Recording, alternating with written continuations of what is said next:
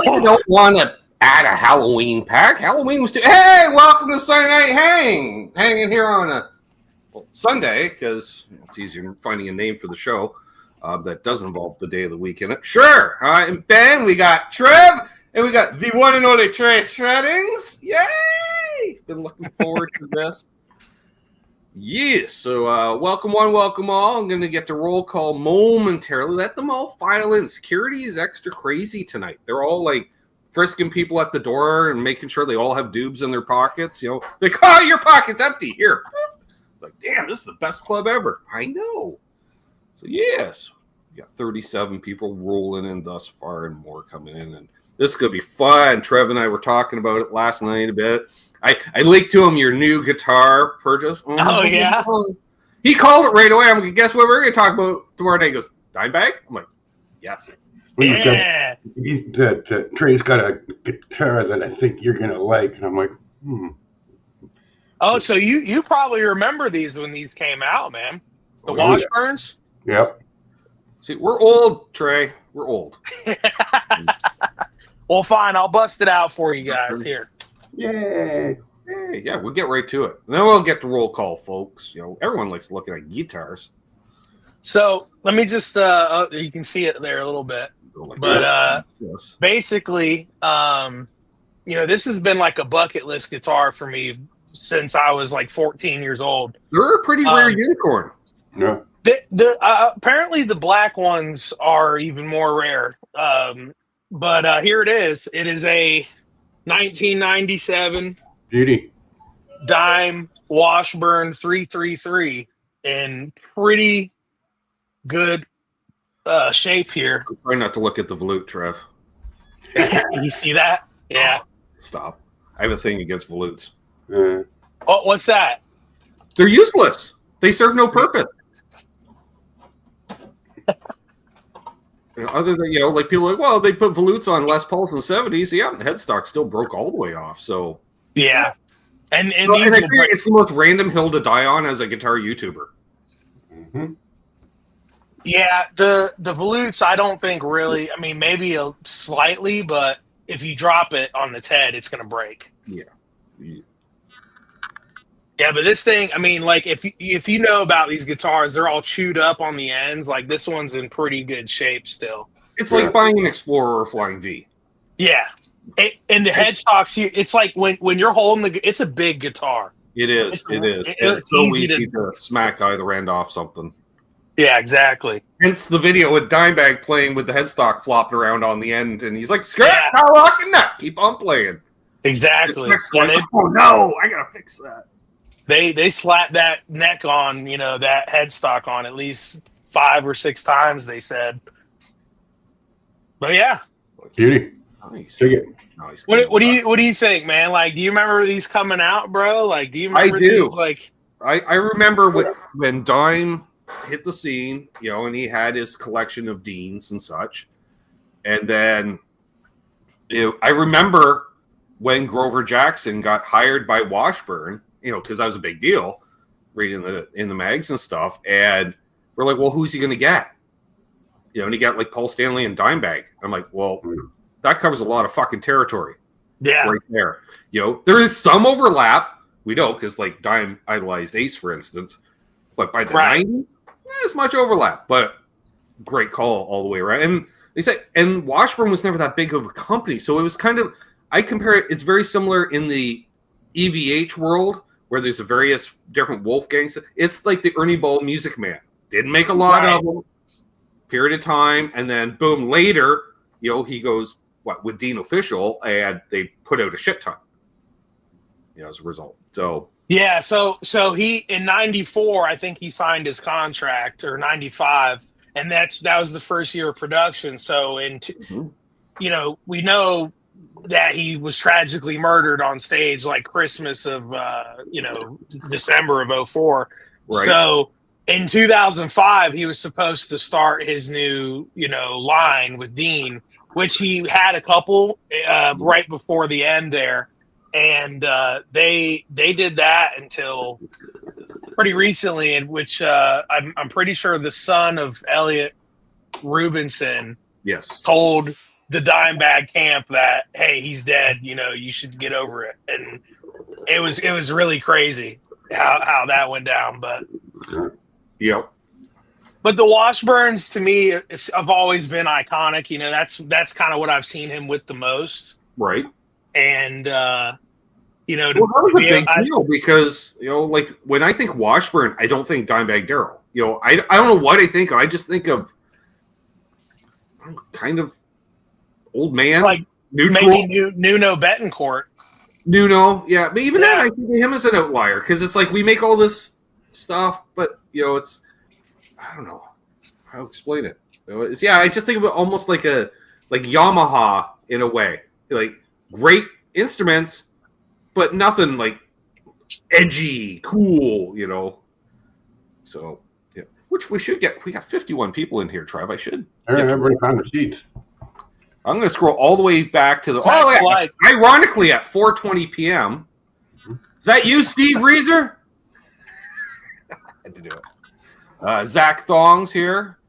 Roy's here. Johnny Threebar. Who else? The Utility Muffin Research Lab, which I love. The Oob is here. Awesome. Eston Ray, Paul McNary, Justin Cox, Ferd Burfel. Woohoo! They're all talking to each other. There's Terry's 3Gs. There's McCullough Music. JP Page 2. Awesome. Scrolling. There's Timmy 70. That's Tim Richards for those who don't know. They go between the handles and the screen names. Oh, it pisses me off. YouTube. Pick a lane. Pick a lane. Or people should have the same. I don't know why they decided to do this. I blame the Cubans myself. I think it's a subplot by the Cubans to take us all over by confusing us. Mark Spurgeon, he's here. He may or may not agree with me. I don't know. Searching for Tone is here. Great to see Brian. Great to see Monkey Guitars. A lot of these guys were in my live earlier, man. It's good to see everybody here. Time Surfing Alien. That's like the best out. He's not a Martian or a Murray, but we like him anyways. He's here. What's up, Chris? I threw it up there. Stephen Douglas is here. Nice. Who else? John Landino. He's got the right though. He's got a handle, but this is John Landino 420. Love it. Then we got Nelson's here. Who else we got here? Ricky Compton, Jeff K, Dr. Kramer 316, Cheryl for Freedom. Yep. Nice. Offbeat Bass Gear. That's BC Rich 581. He'll be on tomorrow night with me doing some bad album covers. Wayne McConnell's here. Nice. Scroll. Absolute. I'm gonna have to check that out tomorrow. What time is that? Show starts at 8. I play music badly for a while, do some Q&A, and then at the bottom of the hour we get into the bad album cover segment. That takes about 20 minutes to a half hour, and then I play some more shitty music. And you watch people all tune in for the bad album covers, and then as soon as I start playing, they leave. Oh, it just drops. God, I couldn't imagine like looking at the analytics while I'm doing it. My feelings would probably be hurt, man. Well, it's funny because I can tell I'll be playing and it's like 8:25 and I'm watching the live viewers. It's like 42, 45, 48. It's like, oh yeah, okay, yeah. Hit Metalworks is here. Michael Kraus. Good to see you all. Who else we got here? Please say hi if you don't know. Steve Gunner. Awesome. Right on. They're all talking to each other. Well, of course, I have 5 minutes back still, so they're all talking to each other. Awesome. They're mingling, as it were. All right, Steve Cassidy, guitar. Right now. I like Steve. There he is. Yeah. Guitar Man 45. He was out watching a Journey tribute band last night. Oh. Smallmouth guy is here. Rob Blackmore official, which just says Rob. I don't have to yell. It's nothing's capped. There's no devil's horns or Aeolian heads. Nothing. Dastardly Dave. Great to see Dave in here. Matt Stewart. Nice. Papa Blue. Well, I got all kinds of folks in here tonight. And, I am almost caught up. Almost. It's just a lot of them saying hey to each other. Yep.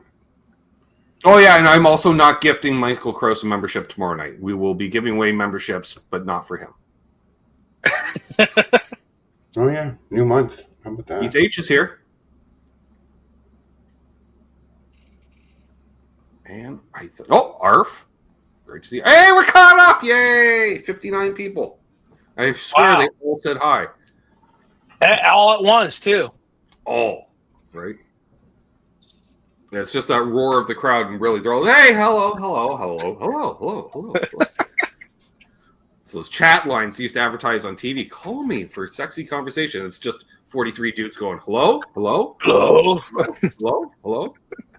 Michael B. Live.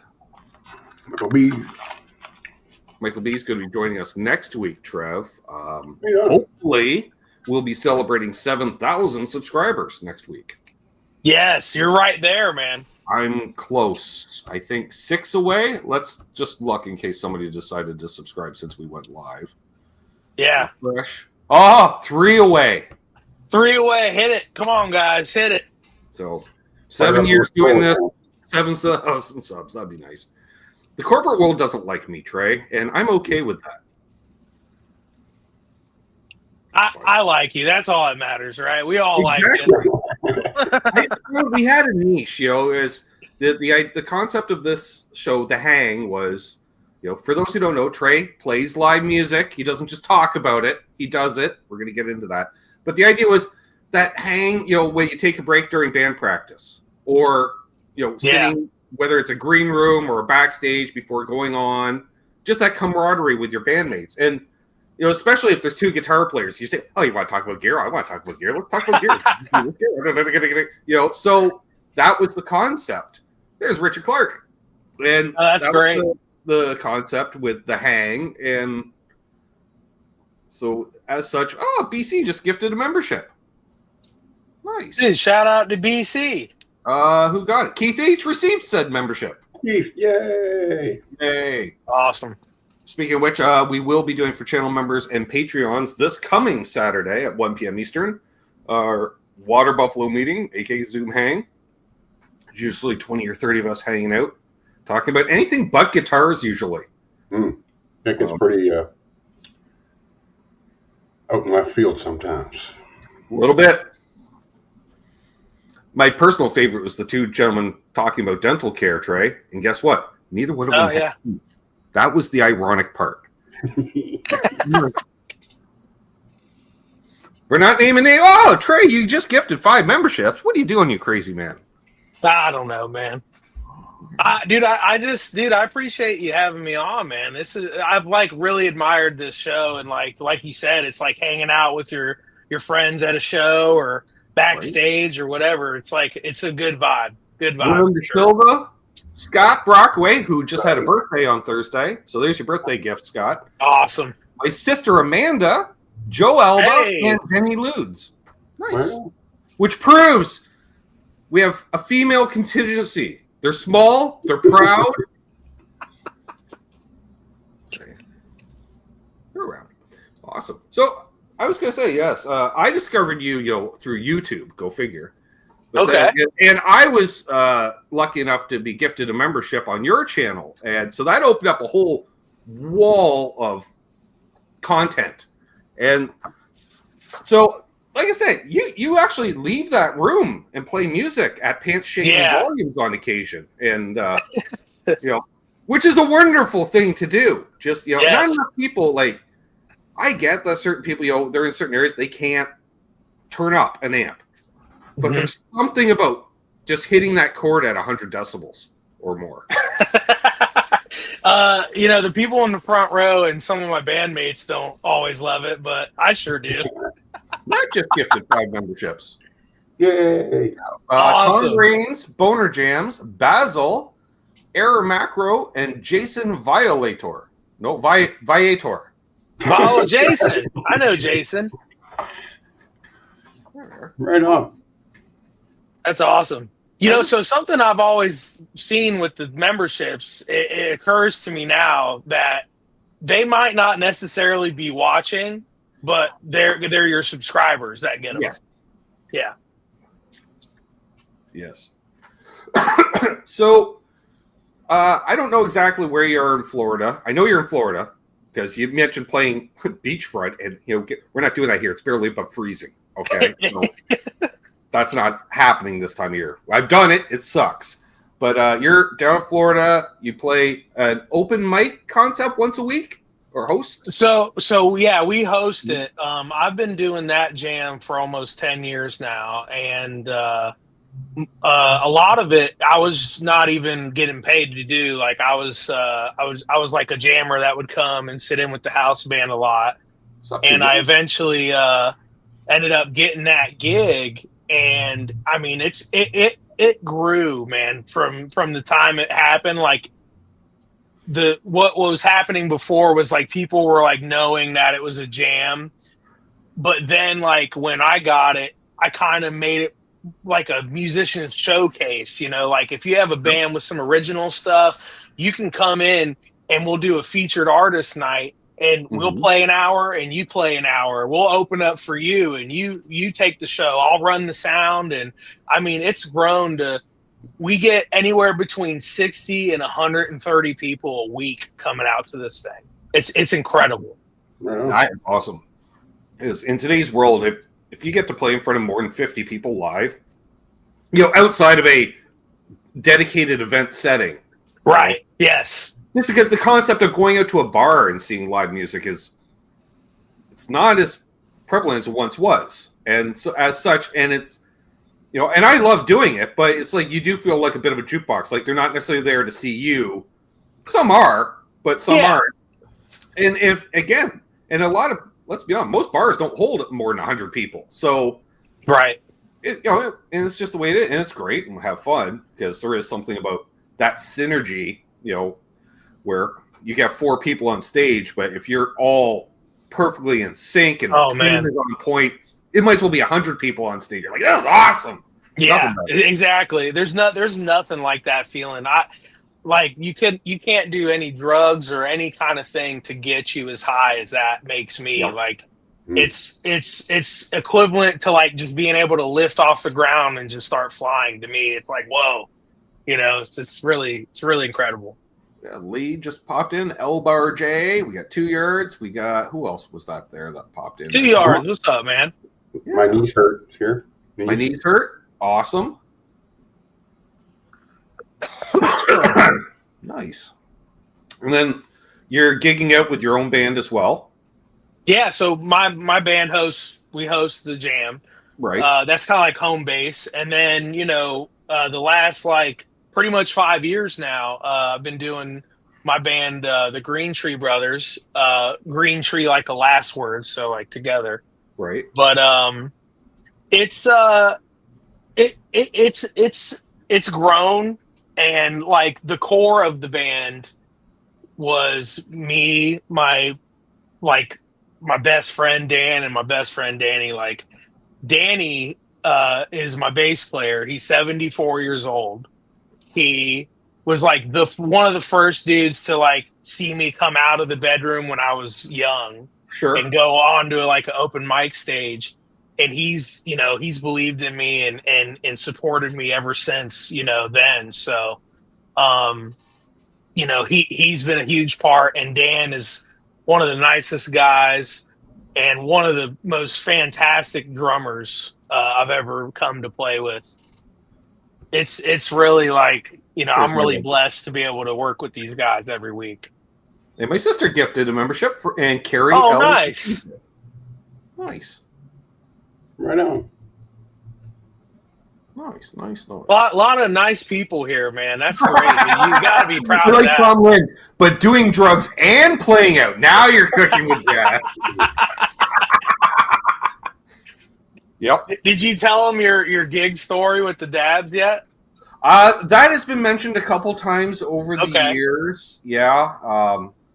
Well, how, like, you play in a band long enough, there's a lot of interesting stories. And like, I remember we were playing, somebody did this indie show like in an industrial park. I'm like, well, at least we can be loud, after hours on a weekend. and guys had a cooler of beer that they're selling at a cheap price. I remember, Trev. I want to say like $3 for a bottle of beer. I'm like, okay. Which is usually half the price what they'd be in a bar at the time. Sup, Six Cycle Steve? Hey. And so it was one of those, we were getting paid a cut of the door. I'm like, okay. I'm looking around. I'm like, there's the other bands and 4 people, basically, is what I'm seeing so far. So we're the only out-of-town band. So already the other bands agreed to not get paid at all, and we would get all the door. $20. Yeah. Fortunately, we brought merch and stuff like that, and the other bands, they'll buy merch. Oh yeah, you're good because we're all musicians and stuff, right? So I started doing math in my head. So I'm like, well, if beer's only $3 and I'm not getting paid for every beer I drink, I'm like saving $3. So I'm kind of paying myself money. So there was 4 bands playing. As the second band was setting up, they realized they were running out of beer. So they made a beer run. And then an hour or so later, they realized they're running out of beer again. And they didn't know where all the beer was going. And then they realized, that out-of-town band, they're a bunch of country boys. And they've been drinking Sprite all night. And then they brought in pizza, I remember, which was awesome. Wow. We played our set, and at the end of the night, they still had a bunch of pizza left. So they're like, do you want to take it? We're like, well, it's a 2-hour drive home. Yeah, we'll eat it on the way home. The problem was, hey, Jenny, the pizza was in the other vehicle, Trey.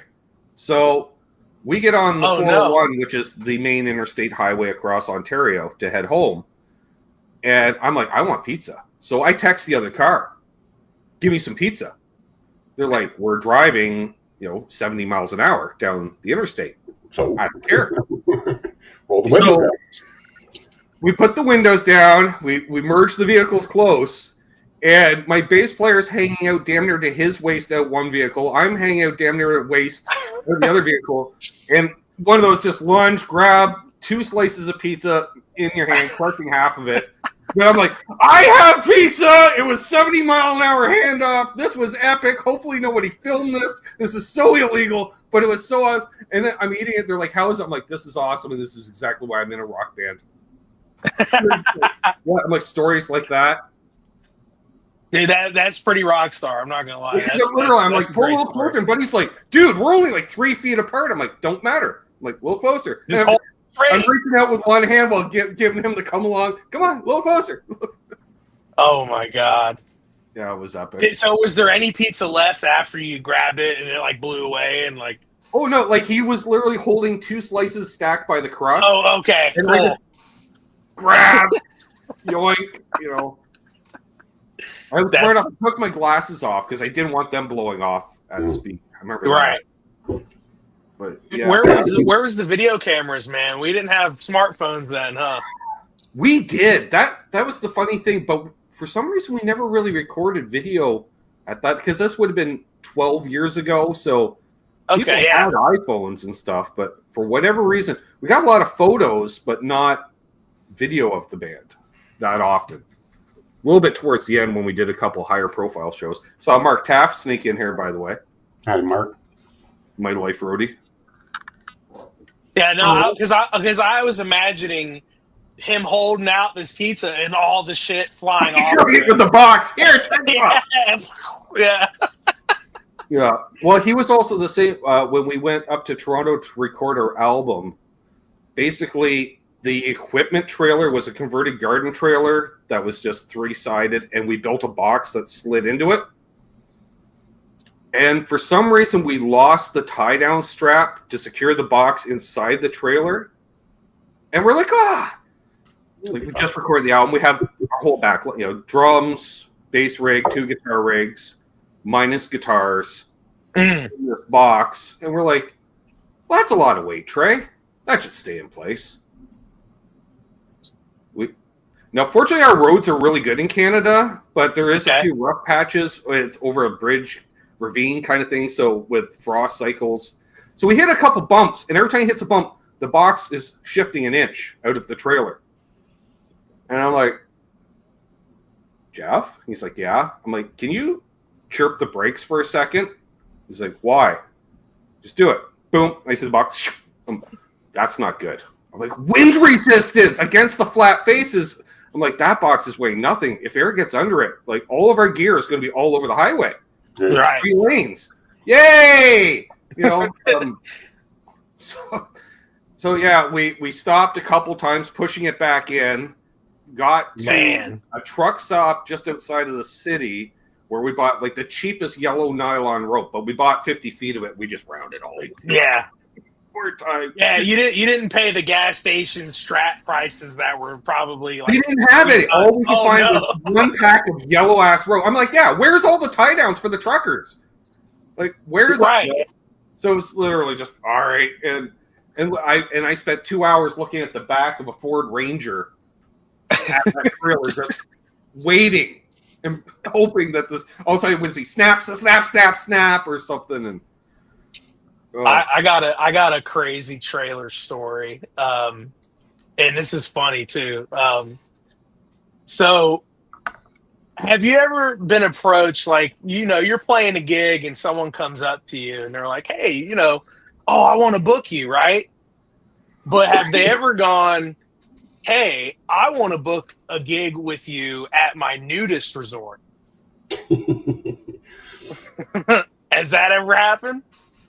Closest to strip club.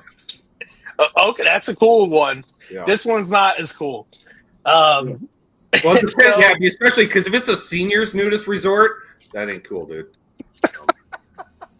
So a buddy of mine who's like a well-respected guitar player, his name's Walt Kowicki, and he's an awesome guy, like car guy. Anyway, he was like, hey, dude, so I've played there with my band, and it's like,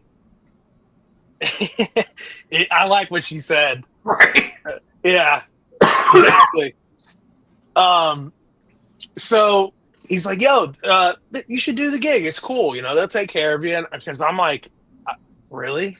Like, I'm like, dude, I've never done anything like that. So I talked to my band, and, my bass player's, 72 at the time, and my keyboard player's 65, and my drummer's, 42, and, I was like 30, and I was like, look, guys, I don't care. They were going to take care of us really well, and it was a little bit of a drive. It was like a 3-hour drive almost. So we decided to do it. And I get there, and I have no idea. Like, the communication was terrible. It was like, hey, just show up, and then we'll figure it out. It's like, okay. And so I get there, and I'm like, where do I go? What do I do? You can't have cell phones in the nude area because they think you're going to videotape them and stuff, right? So I'm calling her on the phone, and my cameras and shit are out, and I'm walking, I'm like going through there, and people are freaking the fuck out. They think I'm like recording them. And I see her, and she's like, "Oh shit, put your phone away!" Like it was a big thing. So we get in there, we set up, and she's like, "Hey, just so you know, it's an open bar." So okay, we drink like we're whiskey drinkers. We will pound a bottle of whiskey like nothing. So we're professionals, ma'am. It's like Blues Brothers. Exactly. So we'll even say that. It's like, hey, just a reminder, don't try to keep up drinking with the band unless you got to Uber home. Mm-hmm. So she's giving us Maker's Mark. I have a bottle of Maker's Mark that's already half gone. And we're getting lit. So by the end of the show, I mean, it's like watching your parents naked. It's terrible. So I'm like closing my eyes and stuff. And we're playing, drinking like pirates. And basically my keyboard player gets drunk. Like he's like, we're at the end of the night, like we're buzzed up, and it's probably that time where you could do another shot, but you probably shouldn't. Mm-hmm. And I'm like drinking out my Maker's bottle, and he says, "Give me that." And when you hear that, Jack, that's some bad news. And he goes, glug glug glug glug, drinks this shit.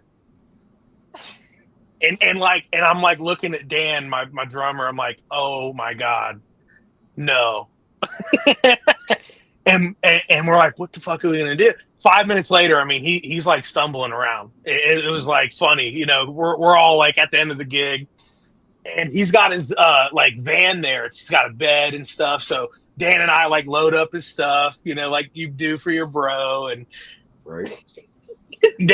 Bob's like, I need to go to the bathroom, and we gotta like put him in an arm each and like carry him to this porta potty and like get him in. And like I like throw him in there and shut the door, and you hear him stumble into the wall, like, and the water starts sloshing around. It was hilarious. Yeah, you don't want to tip it over, bud. Right. So anyway, long story short, Dan gives him a bottle of Gatorade and a turkey sandwich, and we throw him in the van, and that was it. On the way home from one of those gigs, this isn't the same night. This is the next time we played, because we went back. And we're going back there again too. But I mean, they treat us nice, you know. They're cool people. But I just like have blinders on from like here. Apparently, Matt created another burner account, so we hit 7K. Hey, dude, congrats! Hey. So on the way home, here's the trailer story. We're driving home, and we're in this like Nissan Frontier like pickup truck. And our bass player's trailer rig, got all our shit in there, and we're going over these bumps, and then we hit this one bump, and I literally look out the mirror, and sparks are flying, and boom, and I'm like, oh God, did we just flip the trailer? Like, right. And we get out. This thing hopped off the ball. And hit the back of the truck, but didn't damage the truck. And like my speaker fucking took, like one of the knobs broke off, and I was like, "Fuck!" You know, like there goes my speaker. And anyway, dude, I was like screaming at Bob. I was like, "Dude, I think we just fucking flipped the trailer," because I mean, it was just like wall of sparks. It was crazy. I was like, I've never seen the trailer jump off the hitch like that, because it was locked. It was locked in. Right. It just popped out. Like I was like, you need to get a new ball for Danny. Whatever they say that ball's like, that ain't the right size. Right. Well, it's we've used it before. Like we drug that same rig to Sturgis and back, which is not. That's not a short trek. That's 4,000 miles round trip. It's mad. But yeah, man, dude, that was a scary night, because we had to pull over. Shit was like smoking when we got out of the car. I've had where we've had gear freeze, like to the point where it was ridiculous. We had to play a college radio station, like live call-in show. Ah, thanks, Steve. Right on. Oh, dude, nice. And it was like, I don't know how cool. I think it was like the point where it didn't matter if it was Fahrenheit or Celsius, because it was in the negatives. Because it was that cold. Like, I remember my vape wouldn't work outside. It was too cold. Like, even when I had my hand around the tank, I got like 2 hits off of it. I have to go inside the lobby, thaw it out, and go out to have a couple where it was ridiculous, to the point where guitars were in the trunk of a car, almost freezing. Wow. We had an electric blanket around our gear in the trailer with a line running up to the next vehicle. Because, it was some polar vortex bullshit. Because, like, I remember trying to smoke a joint outside. I got 2 drags. I couldn't feel my fingers anymore. They're like, oh, I got to play? Oh, great. And it was fun, I guess. Yeah, we played a few songs. We took some calls from... It was weird. It was all over, because it was alumni that would listen, too. Like, an online... Cool. Show. So we had people all over the province calling in and shit, and that's when we also found out apparently Canadian radio rules, like when you hear a radio edit of a song, that's only really for the American audience, because in Canada they don't care. Because I'm like, well, no, you can't swear in songs. They're like, yeah, you can. I'm like, well, how? They're like, well, it's art.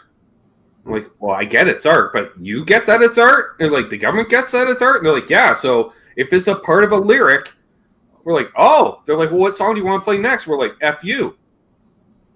And which literally is, the chorus is us shouting, fuck you. And, well, okay, it was kind of a breakup song. Go figure. Yeah, it sounds like it. Well, we're like, yeah, if you want to play it, we're like, we get to play F you live on the radio? Like, all right. 1, 2, 3. Yeah, I remember because it was a gang vocal out there. Just fuck you, riff, riff, riff. Fuck you, riff, riff, riff. In drop C. That sounds like a blast. That was fun. The drive home again was not, because that was 3+ hours. And well, I mean, we never stayed overnight anywhere. We always drove home. So, which I get, because the cost, we'd need 2 to 3 hotel rooms type thing. So. That will kill a tour in a second if you do that, and sleeping in the van sucks. I'm too old to sleep on the floor, and I can't expect someone else to always sleep on the floor. So there's that. Yeah. No, I because of my bandmates being older, I'll usually do it. I'll take the floor and give them, but I've never experienced driving in snow. I don't think I would enjoy it too much. I think a polar vortex sounds pretty scary to try to drive through or play in or do anything in. It's cold and dry. Like going into a walk-in freezer, that cold, dry thing. It's literally. Fortunately, we don't even get it every year, let alone a time of every year, but usually February is dark and cold. But as a result, there's a lot of bands that take winters off. Like Christmas to March, they just don't do. Right. Whereas we're like, we'll take those gigs, and you just like, okay, well, guess what? You don't gig with nitro paint guitars. No. Well, even Polly, like this dime, actually driving it from, I live in Central Florida, by the way, like near Daytona Beach. I've been there.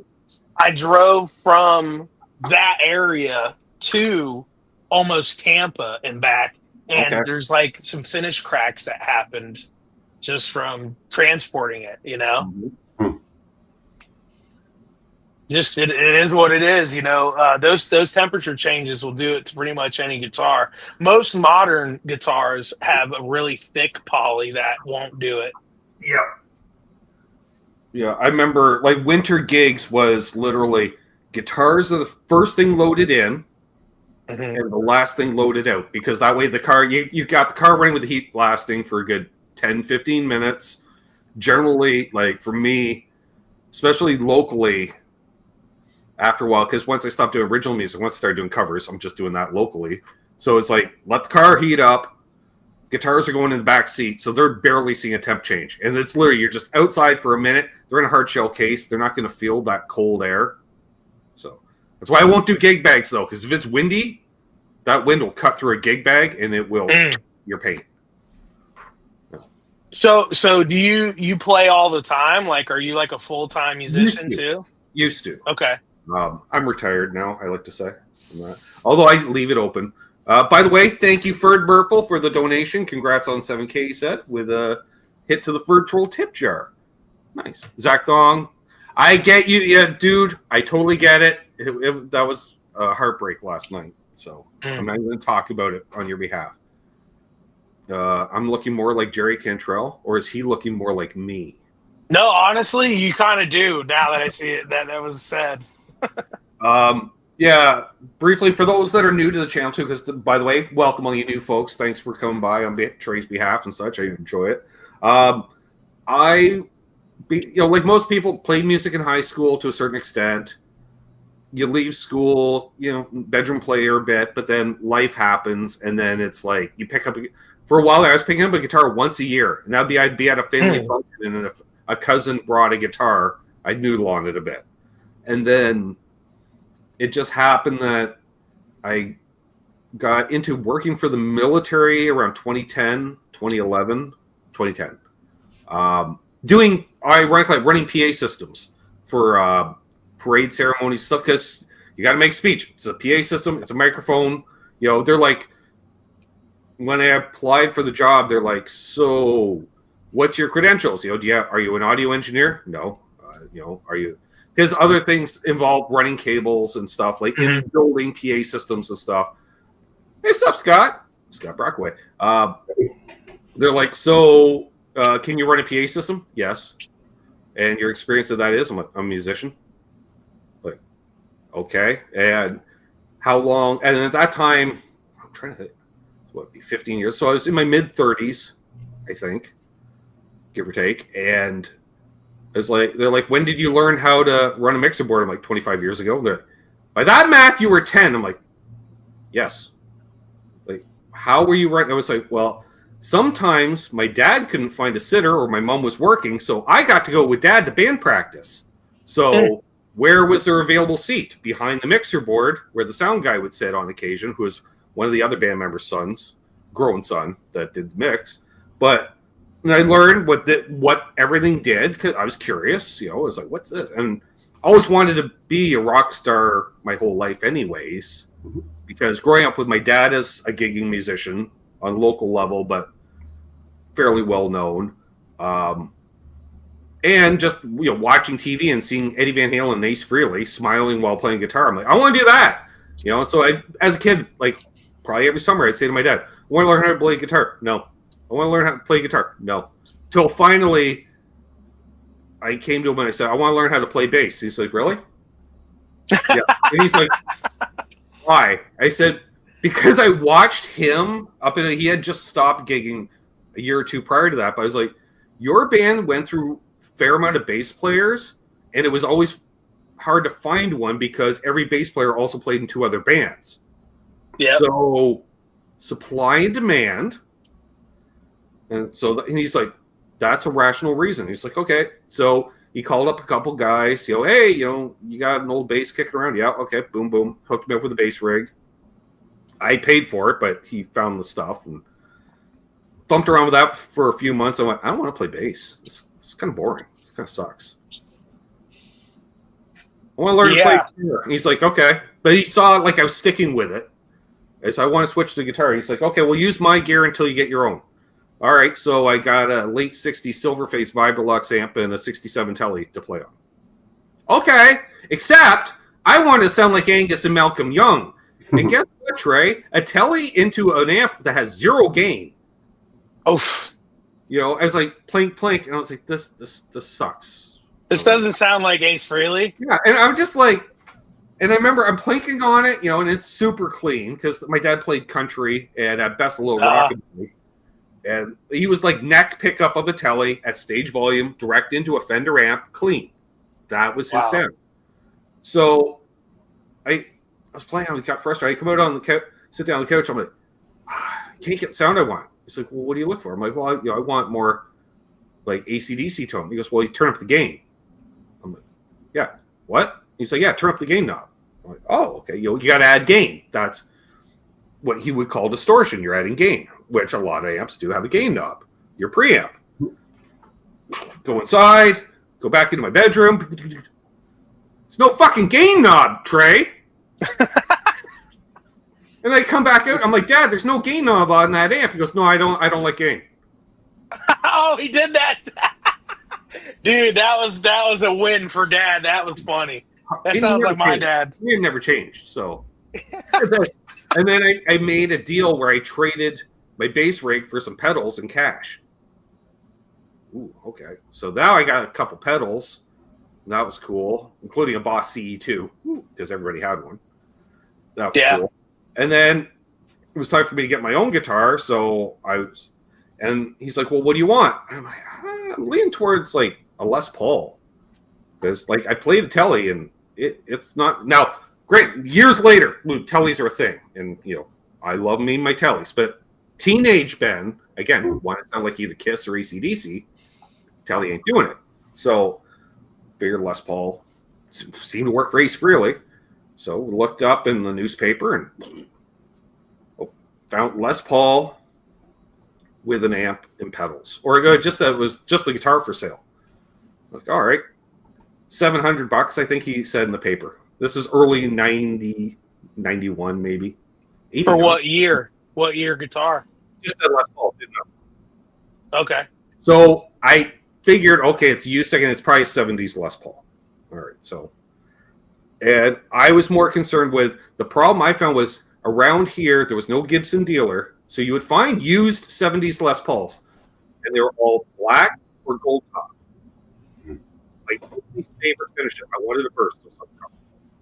Like, all my heroes played burst. I'm like, I want a black one, 2 plain. I've never been a fan of a gold top. So, and it did have a bunch of buckle racks. They're $500, and they were pretty tired. Or they were like modded to shit and hacked up.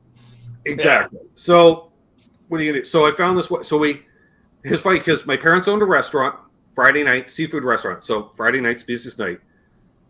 Told the guy we'll meet him at about 7:30 because the dinner rush was ending by then. Dad comes over, hits no sale on the till, pulls out all the big bills. Like, okay, because he's like, get me back, whatever. We'll make the deal. So hop in the car. Because I wanted him to go to take a look at it, because so I wouldn't get hosed or something. And we show up, and the guy answers the door. The first thing he says, "Okay, we got to make this quick. I'm leaving town, and my ride's going to be here in about 20 minutes." I'm like, "Well, you just lost all negotiating power." So I go and I look, and it's a Tobacco Burst 72 Les Paul Deluxe. So mini humbuckers, Tobacco Burst. But I didn't really notice there were mini humbuckers. Played it a bit. My dad played it a bit. It is what it is. Heavy as fuck. But the mini hums too. It's got the mini hums, which I hated once I got home. They're so anemic.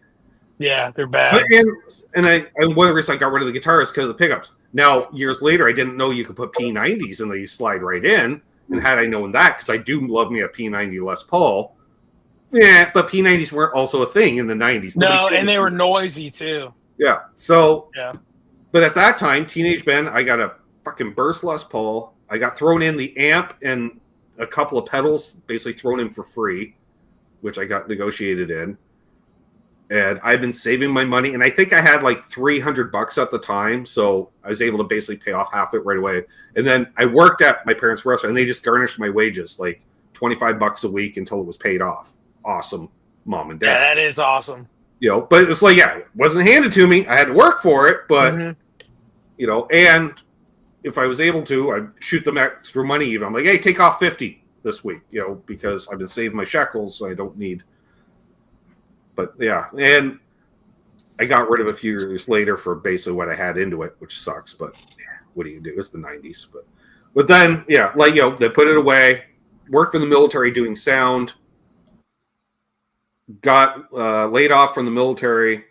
Well, what am I going to do? I'm like, well, I know how to do sound. And it just happened. A local bar went out of business, and I was able to get their sound system for pennies on the dollar. Oh, nice. Yeah. So I love those kind of deals. Yeah, which was a basic mixer and a power amp and 4 speakers, which I still have. Which they're basically a wedge monitor that you could also use as mains because they had for stands. You can 12-inch with a horn. Perfect. All right. I'm in business. Also, I'm a sound company now. And that's what I did. I set up an entertainment company and started doing sound at little indie shows. And at that time, the local music scene was having a real resurgence because you would go to like an indie rock punk show, and it's either a bunch of teenagers in the band or a bunch of dudes in their 40s. That kids are old enough now that they can take care of themselves. Dad starts a dad band, but the dad band, because we're Gen X, is a fucking hardcore punk band of original material. And because we're now in the mid-20 teens, you're making your own CDs. You got T-shirts, you got merch, you got everything. And so we had this whole mini scene of indie bands in the area, literally dozens of bands. And every weekend we put on a show, and I'd be the sound guy, and I got paid the same as one of the bands got paid, essentially. And and then after a year or so of that, I was just like, all my friends are up on stage having fun. And I'm like, I've always thought about playing in a band, Trey, but hadn't really, other than fucking around in high school with some guys, it's like, all right, I'm like, at that time, 38, 39, and I'm like, piss or get off the pot, like. Yeah. And so I looked around and I looked at the busiest, and because I've been part of the scene for a couple of years, I looked around, I found the busiest band in the area. That was a 4-piece with a lead singer. And I had an in because I always said, the one thing that sucks is when your lead player takes a break. Now it's just bass and drums. There's something lacking there. And they're like, yeah, well, we've had other guitar players on and off. It really does fill out the sound. I'm like, I'm here to fill out the sound because I wanted to do the same thing my dad did, which was strictly rhythm guitar and backing vocals. Like just pure sideman, make the rest of the band sound better. Just improve. Yeah. And so I tried out with them. It wasn't my cup of tea. It wasn't the type of music I necessarily listened to. It was newer metal. When I found it later, basically think Godsmack. I mean, what's wrong with that? No, I knew of Godsmack, but I'd never heard them. But flash forward, 2 years after I joined the band, I'm driving to my best friend's house to hang out, and Godsmack came on the radio, and I was like, "Whoa, this is a good song." And I was like, "Ooh, this really sounds like us." Like, really sound. Maybe we should. I'm like, oh, who is it? Like, these guys are ripping us off. Like, it's got to be indie. And I thought it was a local band because I didn't catch the name. And like, oh, that was Godsmack. I'm like, By the time pulling in buddy's driveway, as soon as I walked in there, he goes, "Hey man, what's up?" I'm like, "Why didn't you tell me I was in a Godsmack tribute band?" He goes, "Oh, I thought you knew, man. Oh, You're the guitar player, clearly influenced." Yeah, you're like, man, the guitar player was ripping them off. Yeah. He was like, "Oh yeah, you can tell it's a huge influence on Andrew's writing." I'm like, "No, because our guitar player wrote all because it's their songs." And I was like, "Oh, not that there's anything wrong." And I'm like, "Okay, and that's what." But I'm more into classic rock. Even I was getting into country, just older stuff. But playing in drop C, high gain, stuff that sold. And so we played a lot of shows and ended up making an album and having fun. And what year was this? 2013 through 2015. I was with them. 2012 through 2015. Yeah, so y'all were almost doing like metalcore stuff. Yeah, and we live about 100 miles outside of Toronto, which shit ton of clubs in the big city. So we were playing there usually monthly, and it would always be an indie night of some kind, and we were the headline band. And so and they already had like 3 or 4 CDs available for sale, back catalog, because they had been around for a decade as a band. Oh, that's cool. Yeah, so we had a merch table. We played the part, and you know how it is with the music business, a lot of smoke and mirrors. So play the part, act the part. It just happened that a few weeks before my debut with the band, I was doing sound at a Halloween show, and so I dressed as Lemmy. So I shaved my beard like Lemmy's. Oh, that's cool. And it was dark at the time, folks. And so I said to the girlfriend, "So what do you think?" And she's like, "It's not hideous on you. Like, it kind of worked." And I'm like, "Okay, well, if you're cool with it, I'm going to run with it." And because I could play any club once, Trey, and the second time I knock on that backstage door, they're like, "Oh yeah, you're that dude," with the thing. They know. Memorable, Costanza, right. Essentially. Mm-hmm. They knew who I was, and so I had the burn stash for a couple of years, I think, and then finally I'm like, fuck this. Like, I need to get a day job. I don't want to be the guy with the burn stash all the time. Right. Or like the fedora guys just wearing the fucking fedora all the time, right? Exactly. But yeah, it was fun. Eddie Van Haskell in the house. And had a run, and then that was starting to slow down a bit, and I could see, we're treading water a bit, and I wasn't having the greatest of time. And of course, because we're guitar players and we're passive aggressive, I'm going to play in a band for at least 6 months while I hate it. So I'm drinking more. Ooh, yeah. Way more weed. I started carrying a hip flask to shows, so it cut down on the bar. Just to get you even ready to deal with what you're about to do. Yeah, playing the same fucking songs for 2 years that I didn't really care for. So it's. I mean, did they ever include you in like the writing process? Oh yeah. But it was interesting because it would work in some respect. They wanted me to do a lot of lyrics because the singer was dry for lyrics, and I'm not a lyricist. I do riffs, and I got along with most of the band. But the problem was the lead singer, his son was the drummer, and his brother was the other guitar player. So when we came voting stuff, it was automatically a 3/2 because the brother and son always voted with the singer on any matter. So it's like, why bother voting? Yeah. Terrible. I think we've all been in that band at least 5 other times, right? So I had heard, ironically, the band I first started doing sound for as soon as I stopped working for the military, because one of my coworkers had a band, classic rock covers, female front, and I became friends with her boyfriend at the time, who was the guitar player of the band, became my best friend over the last decade. I'd heard their band was they were going to reform, and they only played like 4 or 5 times a year and would practice maybe twice every 3 weeks type thing, very loose. And I'm like, I'm in. Like, if you'll have me. And he's like, oh, fuck yeah, I'll run it by everybody. And of course they're like, yeah, come on in. And I just thought it's a side project, something to do. Well, all of a sudden it started taking off, and then bookings start clashing. Trey, what do you mean you're not available for this date? We're going to play this rinky-dink club where it's a share of the door for $25, and I'm like, or no, I'm going to play here, and I'm getting $150 just for me because we're playing all night. Right. And, you're doing 4 sets of covers. So then, and it kind of came to a head, and the singer said, I knew it was going to happen. When you started a band with your best friend, I knew, your days were numbered here. I'm like, yeah, well, dude, it's business. Like, I can't play and get paid for guitar strings for a night. No, dude. Yeah, like... Because it was nubbing down. Like, we were, like, there was merch and stuff, but a lot of it was getting rolled back into the band. Yeah, you don't really ever see that.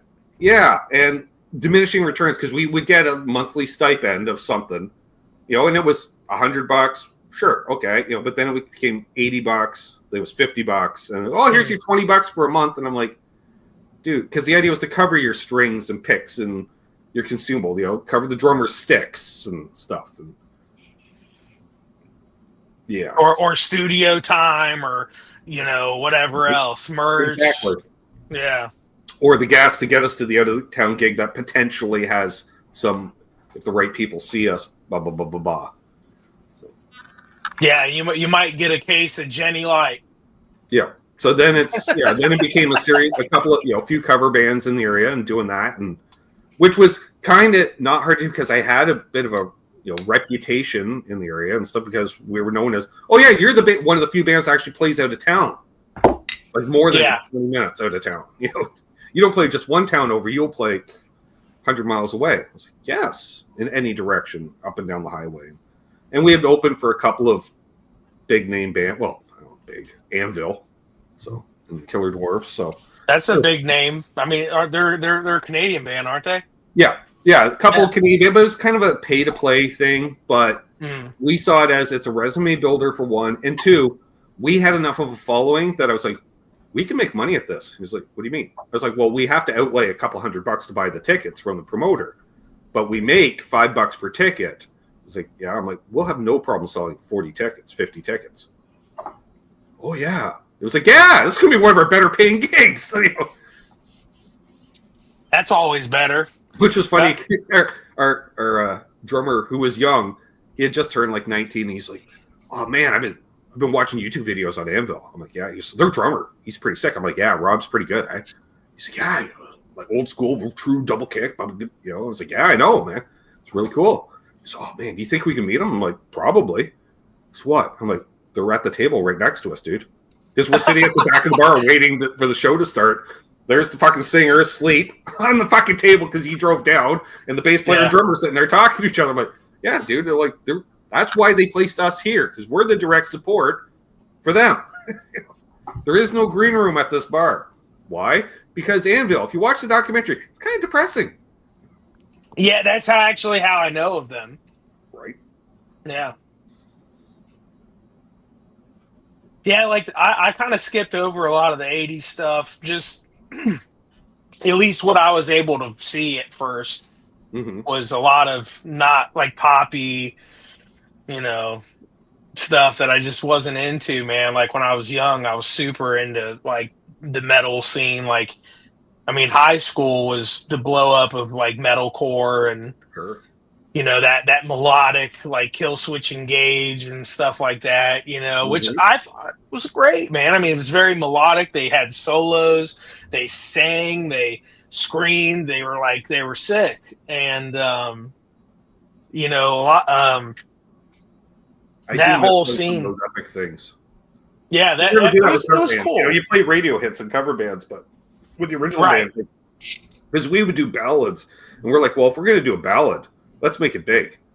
Mhm. With like a big bridge and breakdown pre-choruses, and you're like, why are they always 6.5 minutes long? Because we went Metallica on it.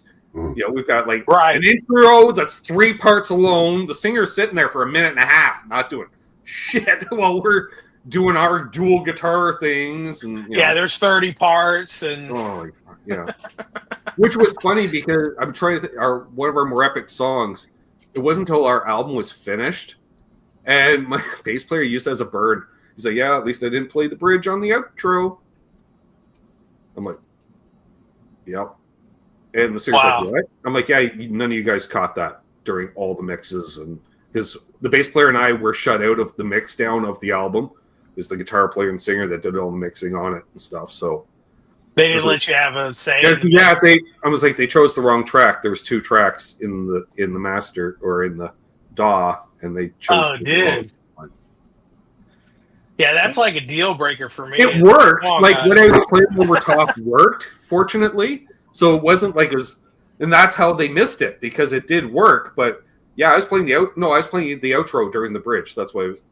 Because then I knew it because I'm like, why am I playing this a sec? Oh, I just played the outro during the bridge. Like, oops.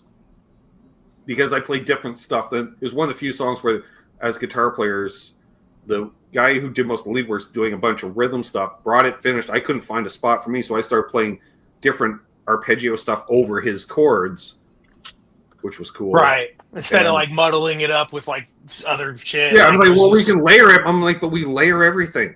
It's already layered twice. Why do you need me in there? Yeah, and I was buried a lot in the mix anyways because, unfortunately, I didn't know tone like I know tone now, and I admit it. Like, to the point where I was playing the neck pickup of a Les Paul in drop C with an MXR full bore metal into a 412. Like, very chuggy, by the time it got compressed and mastered, I sound like a distorted bass more than a guitar. Yeah. Except for the one track. No definition at all. Yeah, one track I did play on the bridge pickup because I couldn't play the riff fast enough. So I just played it single note, and then I thought it'd be better if I literally just Billy Gibbons did, and I pinch harmonic every single note of the song. I mean, dude, like I've been there, dude. I got some recordings that I hope I never show on YouTube because it's just terrible. Like it's just not that what you did was terrible. At least you put an album together, but I got shit that should never be seen in the light of day. Well, and that was just me being, I don't know, a snotty douche, I'll call it, like catty, if you will, because we had a buddy of mine from high school, did well in life, unfortunately got cancer. Was barely treatable at best. So he decided, I can't be a rock star. How about I just want to hang out with a rock band for 6 months or more, or whatever. So he's like, he contacted me and came out to see us play. And at that time, too, he gave us a place to stay, so we didn't have to drive home from Toronto that night. He said, "Oh, you can stay on my boat." I was like, "Well, we're a 5-piece band with, a couple extra, a couple girlfriends are coming along, whatever." He says, "Yeah, no problem, man. There's lots of room. It's 4-bedroom." I'm like, "What?" "Well, yeah, it's a 52 or 54-foot boat." I'm like, "Oh shit, okay." I'm like, "Damn, Pete's doing well in the world." Okay, so. He saw us play. He liked the stuff. He's like, "Yeah, I want to help you get a demo together, so then you can shop it around." Blah blah blah. I'm Like, okay. So I had been talking to him and stuff, and he's like, well, what studio? Where do you want to record? There's a bunch of, we can record locally. Nah, we want to go to a real studio to make an honest demo. So I was like, okay. So I said Metalworks Studios. And for those who don't know, Metalworks Studios is the #1 studio in Canada, and it has been ever since Little Mountain out in Trevor's neighborhood in the West Coast shut down. It's owned by the members of Triumph. So most of those Triumph records were done there. Rush recorded. Everybody's recorded there, Trey, basically. Okay. Literally gold records everywhere in the lobby. That's sick.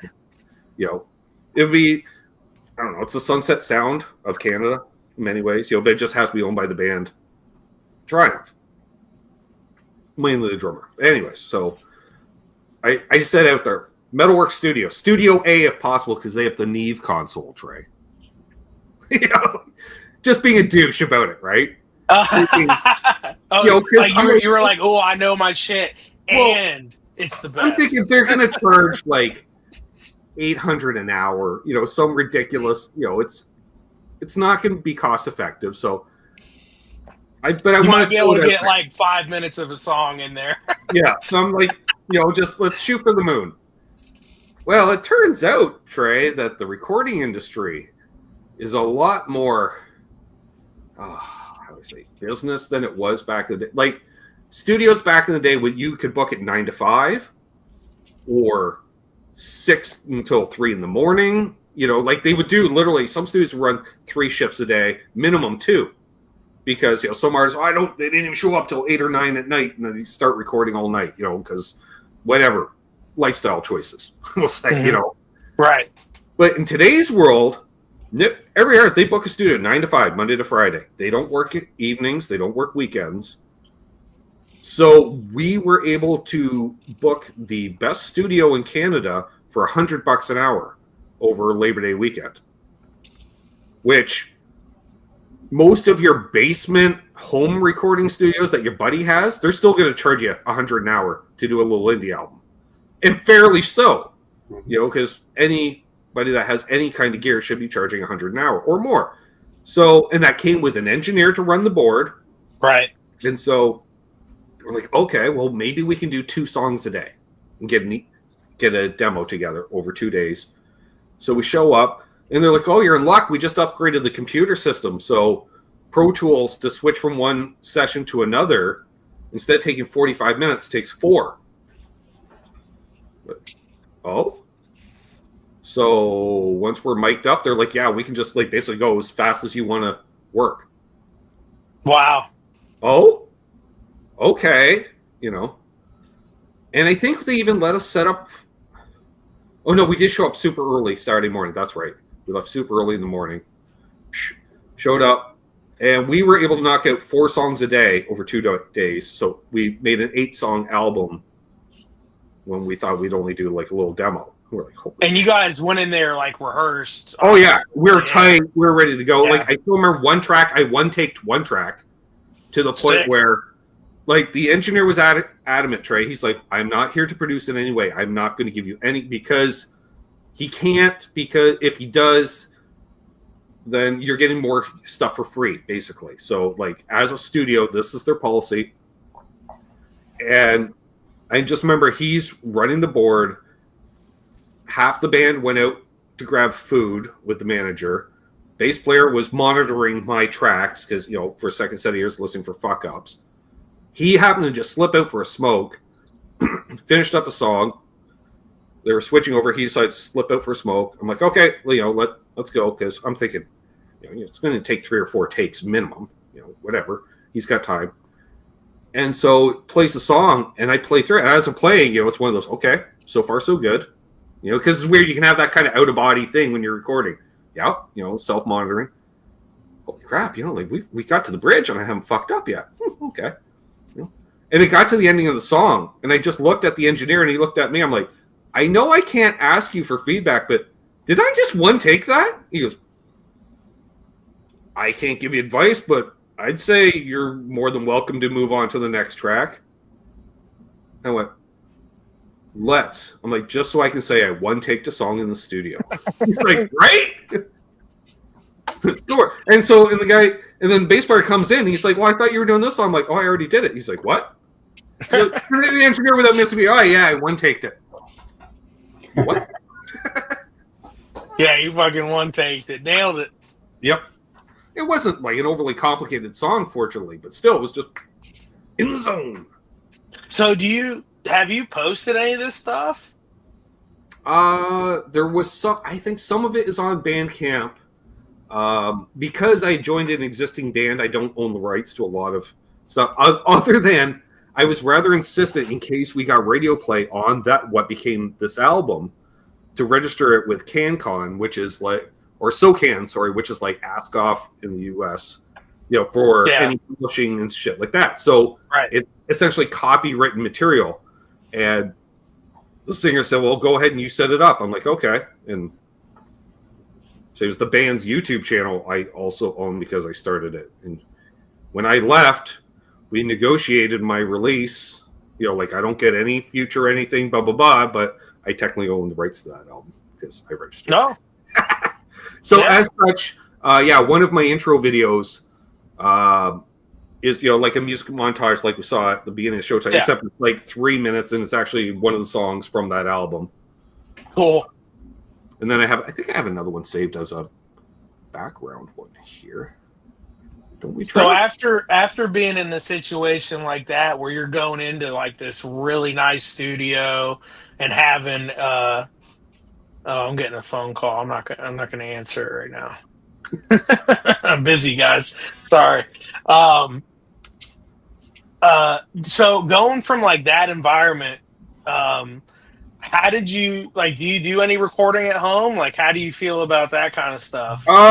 I eventually have to get set up for that shit, but I'm really lucky. Trev knows, like the intro music that you heard tonight, that was a little ditty that I recorded. Cool. Fortunately, I get to say my producer, because I'm like, that's the deal. I get to refer to you as my producer. I'm on your label, but you don't pay me. I don't pay you. He's like, okay. And I showed him out. Lambert Drive Studios just happens as the is about 1.5 miles, 2 miles from my house. I literally drive to the end of the road, I drive half a mile up the road. Yeah. And he's got a home studio with some outboard rack gear, which is nice, Yeah. So you don't have to at home. Yeah. So I've been fortunate. I haven't had to set up a DAW or anything myself. And he'll, and he can do the virtual drummer stuff really good. And awesome. So I don't have to learn that. It was funny because, doing YouTube, we're recording. Searching for tone. One song.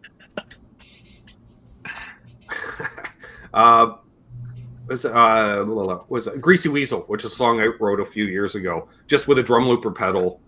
And so, the gang here, Jesus, the gang here has been said for a year, you got to record it. I'm like, all right, so we'll go over. I literally hook up the drum pedal to his DAW so he can get a sample of the drum beat I'm looking for. He's like, okay. And so we record like the two sides for rhythm. We doubled the rhythm up. And he's like, wow, I've never heard someone play off yourself so much, because if there's a pinch harmonic on one side, there wouldn't be on the other. And if there wasn't in the first time, then the second track would have one. Like shit like that. Just, I'm like, like two guitar players bouncing off each other. Laid down the bass. And then he's like, all right, well, for the solo, we got to do a different sound. And at that time, I brought a pedal board over, and it was doing his pedal board into this nice preamp into a virtual cab type thing. And it sounded pretty I'm not going to lie. And then he's like, okay, well, we need a different tone for lead. I'm like, all right. So he's going through his just guitar packs, like Amplitude or whatever it was, but something.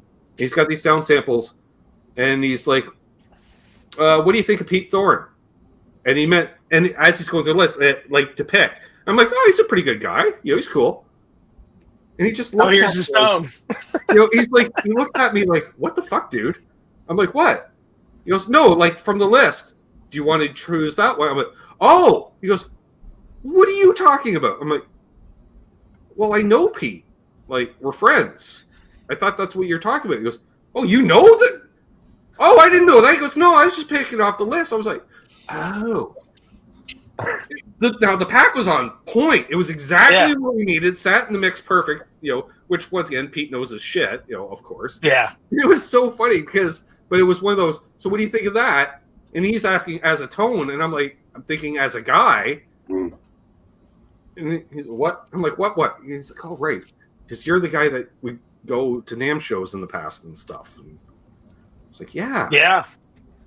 Oh, dude, since you mentioned that, I'm going to be going to my very first one in 26. Yay! Do you have any advice or any things I should check out while I'm there or anything like that?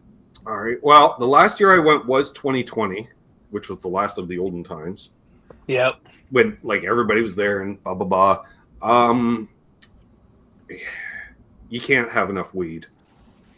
Well, can't you just go to the dispensary? Yeah, but you can't have enough. No, literally, the last time I flew in, it was awesome because I flew in from Toronto.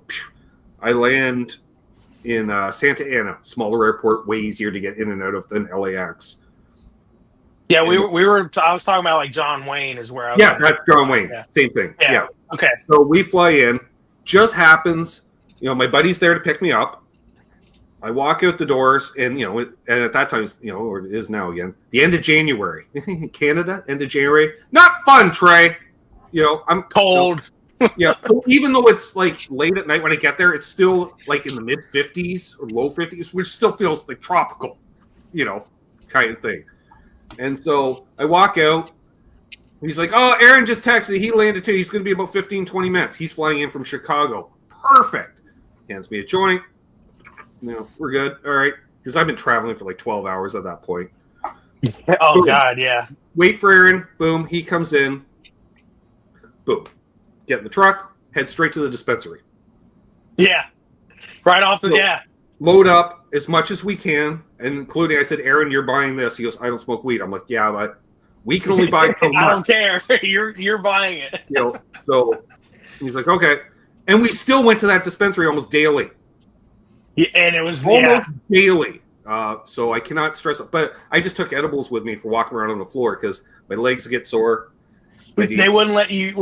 You weren't? Are you not a fan of the pen or anything like that? I didn't feel like buying one at that, and I vape nicotine juice at that time. Oh right, yeah. But no, I was more into just smoking joints, but I would do that more when I got back to JJ's because I was there to somewhat do business, so I didn't want to be too foggy. So I ate edibles. And then because it's America, you can basically drink anywhere because they'd have kiosks in the NAMM show. I'm like, pints? And the people are like, oh, don't buy the beer here. It's way overpriced. I'm like, how much is it? And they're like, it was $6 or $7 US. In 2020. I was like, yeah, so that's event price. $9 Canadian. If I go to a hockey game, it's 20. So I have no problem paying under $10 for a beer. Which is there, and I turn and I'm like, oh, there's Gibson, yeah, it's Disneyland for functioning alcoholics and drug addicts, probably take some earplugs, of course they say. Oh, I got the AirPods, so I'm gonna that noise cancel. I didn't find it overly loud, anyways. But then again, I do have some hearing loss. Go figure. Comfortable shoes, of course.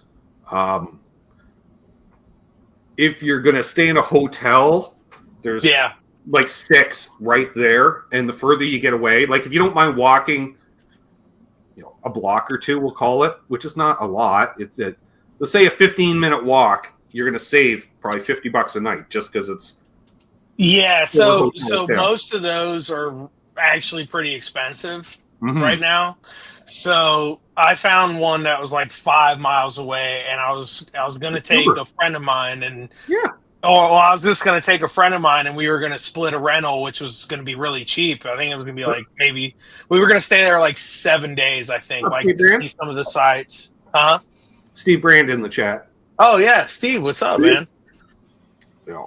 But so.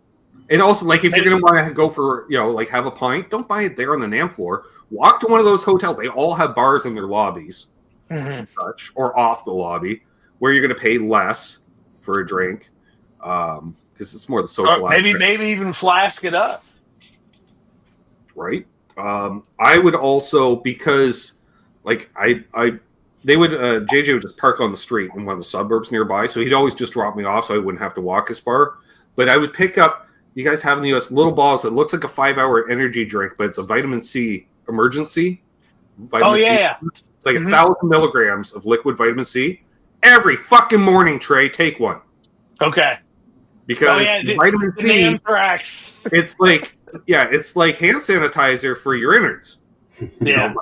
And it would give me a bit of an energy boost. Dude, too. I'm actually going to order that on Amazon right now just so I don't forget.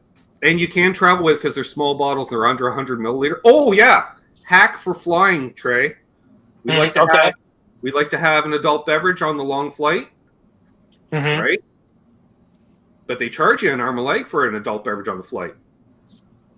Personally, what I do is you order coffee on a flight. It's free. Airline bottles. You can carry up to 8 of them with you. Okay. So the look on the people on my row, because it's 3 and 3.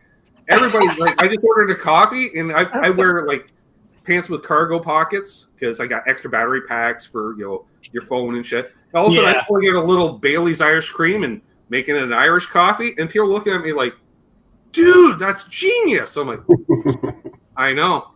Well, so my plan when I went to New York and I actually got to see David Gilmour play at MSG.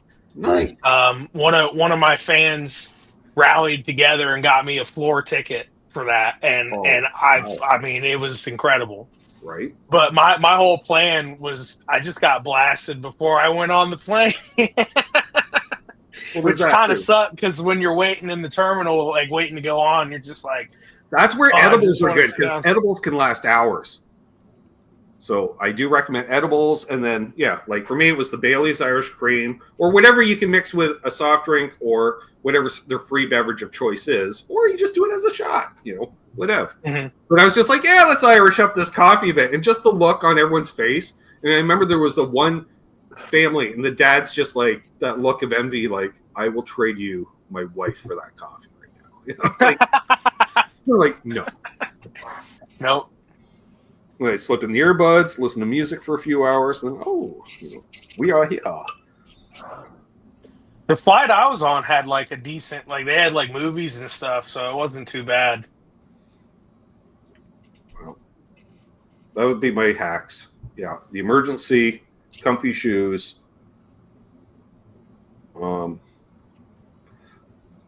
If you plan on hosting a YouTube show like I was already at that time, you take all the selfies with everyone you meet because they become your thumbnails going forward. Mm-hmm. Okay. Did that. Well, I don't want it to be clickbaity, but especially if I do something with the people, definitely. Well, that's the thing. Yeah. So, sure, a lot of mine are 5 or 6 years old, but there's friends that I made prior to that, and I met up our friend RJ Ronquillo. Boom. I've got a few photos with him together. So. Yeah, I love his channel, man. He's really awesome. Right. So I've never been to California. I've always wanted to go. That area I don't really know well. I know of the NAMM show. Is there any you gotta hit this place restaurant or sites or anything like that? Right. I hit a bit of it. There's a place called the Grove nearby. Mm-hmm. That's a venue where there's usually parties there. Schechter did a party one year I went to where they had Body Count reformed to play.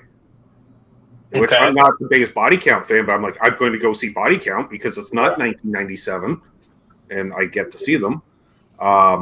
It's one complex where Angel Stadium and I think the NHL arena's in the same spot. Possibly now, it was at that time, I don't know how the schedules were, but a buddy of mine that was there, he's into bikes. So the AMA motocross series was same week at the Anaheim Arena. So he'd go to the NAMM show during the day and go to the motocross races at night. I'm like, you bastard, that's a brilliant hack. Yeah, nicely done. Yeah. Of course, you gotta head off to the coast, Pacific Coast Highway. You gotta drive down to Laguna Beach and shit, and that's where you got the volleyball courts on the beach and California girls. I just remember we were chatting with a buddy of mine in Canada. JJ's driving, and I'm just like, look at the scenery because it was literally a snowstorm at home. Couldn't be more ironic. And then and I'm showing, and like Laguna Beach, it's so posh. It's like they don't have Ford and Chevy dealerships. It's Ferrari dealership, a Porsche dealership.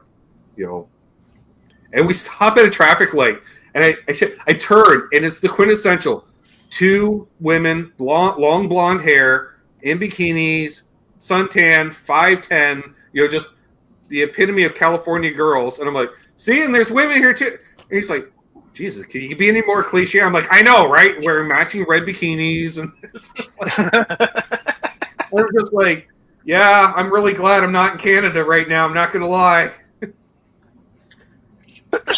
I mean, I imagine it's absolutely gorgeous. Yeah, it was, what was the weather like there during January? It got to the high 60s during the day, I want to say.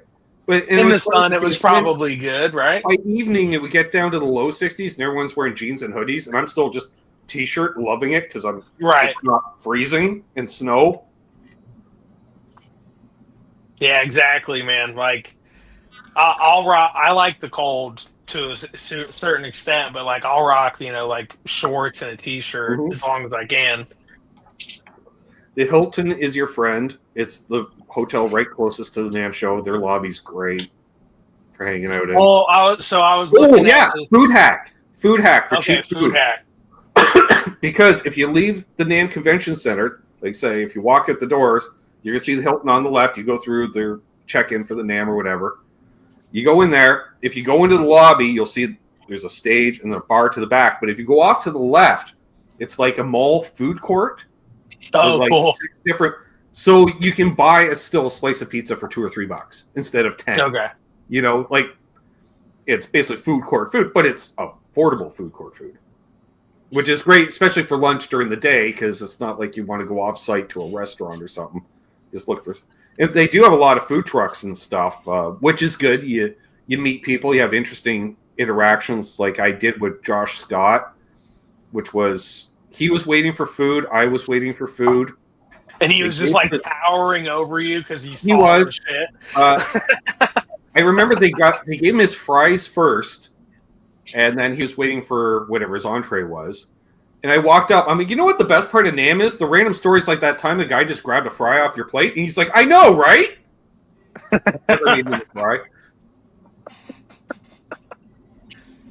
Stuck in his brain. I'd see him. Yeah. And I did that 2019. I saw him at Summer NAMM guy. that year. He was like, hey. And I'm like, hey. Yeah, he remembered. He's so great. But then again, Aaron mentioned too. He's like, yeah, you are kind of the hippie dude walking around because I had interactions with people that seemed to know me, even though I didn't know them. Certain female British YouTuber of note, Trev. Have you seen Rick? It was, yeah. Someone got kind of sloppy at the open bar at the Gibson party. Yeah, and I'm not going to name her name on air. I'll tell you off air, but just comes up to me, and she's like, where's Rhett Shull? I'm like, what? She's like, where's Rhett Shull? And Aaron was with me, because Aaron's just cool as a cucumber. He's like, he's in the acoustic room, then says her name. And she looks over at him, and looks back at me, and then goes off into the acoustic room, which was across the hall from the electric room. And I'm like, well, that happened. I'm like, how did she know, like, that I would even know Rhett Shull, like the contact? And that's when Aaron's like, well, you're you, dude. Like, you've been around for a couple years now. You've probably, due to the algorithm, shown up on every guitar player's homepage at some point. I was like, oh, yeah? He's like, yeah. Oh, okay.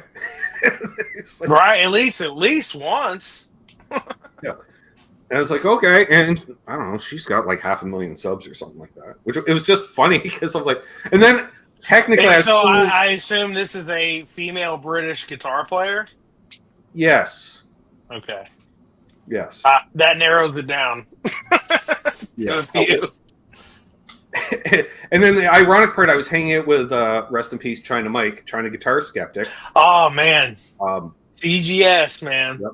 Which ironically it guts me in a way because one of the reasons he wanted to go to the NAMM show is it's a journey, and but he wanted to meet me among other people. And I'm like, fuck off. Like, don't fly all the way from England to meet me of all people. And we were FaceTiming each other about, because he was staying in a house with him, Mike Bradley, Carl Golden, and somebody else, all in the Carl Golden, man, that's an old channel. I remember seeing him back in the day. Mm-hmm. So they were all staying at the same Airbnb, so which was fun. And a bunch of us were staying at JJ's place, which was fun. And so we ended up. Also, the best days to fly in and out are Tuesdays because it's cheaper flights, if at all possible. Because depending on where you're staying, the cheaper the flight is, might pay for an extra night staying anyways, just in the savings of the flight. Right. Tuesdays is really cheaper. Or at least fly home on the Tuesday, a little cheaper. Well, I think I was doing Monday to Monday is what I was able to do. Okay. Yeah, so what we would do is, because the show starts on Thursday, you can go Wednesday afternoon and pre-register and get your pass and stuff. So you go down and do that, and there's usually people hanging out around the campus and stuff. So it's a bit of a schmooze. You can't go inside. Although that night, Gibson was having a party on the Wednesday night. And a fellow YouTuber is like, oh, yeah, I can hook you up with some passes. Oh, okay, cool. We'll go to the Gibson party. Right on. We got there, meet up, and he's like, I bailed. Didn't fall through. Oh, yeah, I couldn't get him, blah, blah, blah. I'm like, really? Oh, okay. So we're talking, and it was myself, Aaron, JJ, and ran into my friend Six String Brian, motocross fan. He now lives on the east coast of Canada, but he had flown in for his first NAMM show, too. So, okay.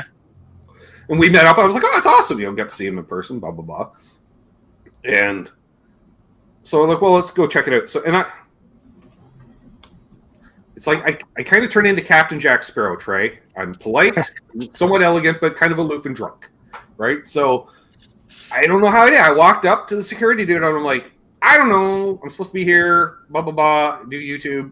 I need 4 passes. And boom, within a minute, I had 4 passes in my hand. I don't know how I did it. And I walked over, and Sean's just like, boom, boom, boom. Walk in. Just happens. That's epic. I run into one of the first thing. I grab a drink. Also, if you're offered free drinks, screwdrivers are my drink of choice. Why? Orange juice, vitamin C. Always loading up on the vitamin C. So I grabbed it turned out to be a double screwdriver. Yay! Walk into the electric room. I barely get in the door. I run into Aljon Go, who's runs Epiphone, Kramer, etc., etc. And hey, because we knew each other online and stuff. I was like, cool. And he's taking around showing me the new Epiphones that they're doing and blah, blah. I'm barely paying attention because I'm already half in the bag. Yeah. I partaking in lifestyle choices before coming inside to start with. Probably, hence a little Captain Jack Sparrowisms because I'm elegantly drunk, as it were. And at that point, CGS was live streaming, apparently. And I didn't realize that my sister told me this after because she was in his chat. And he saw me, and he's all, Ben! And I'm just all, filming stuff myself, not, because I heard, I'm like, well, it can't be for me, Trey. I've got like 1,000 subs, if that, like. And it's Dynamite. And he puts his arm around me, and he's, hey, say hey to YouTube. I'm like, hey, YouTube! And I'm like, well, I'll turn this off. You can watch this next week. And then, yeah, it was great. And then we hung out. I ran into Richie Faulkner and called him John 5. No, I didn't run into him. Wow. I saw him, and I referred to him as that, and he looked at me like, really, dude? Yeah. I ran into Uncle Rick Nielsen, literally. Oh, yeah. Yeah, because he was coming down one row, and I was perpendicular, and he was looking away, and I was looking away, and we bumped into each other. I'm like, oh, you're Uncle Rick! And he's like, I am. And then you moved on. I'm like, okay. Oh, okay.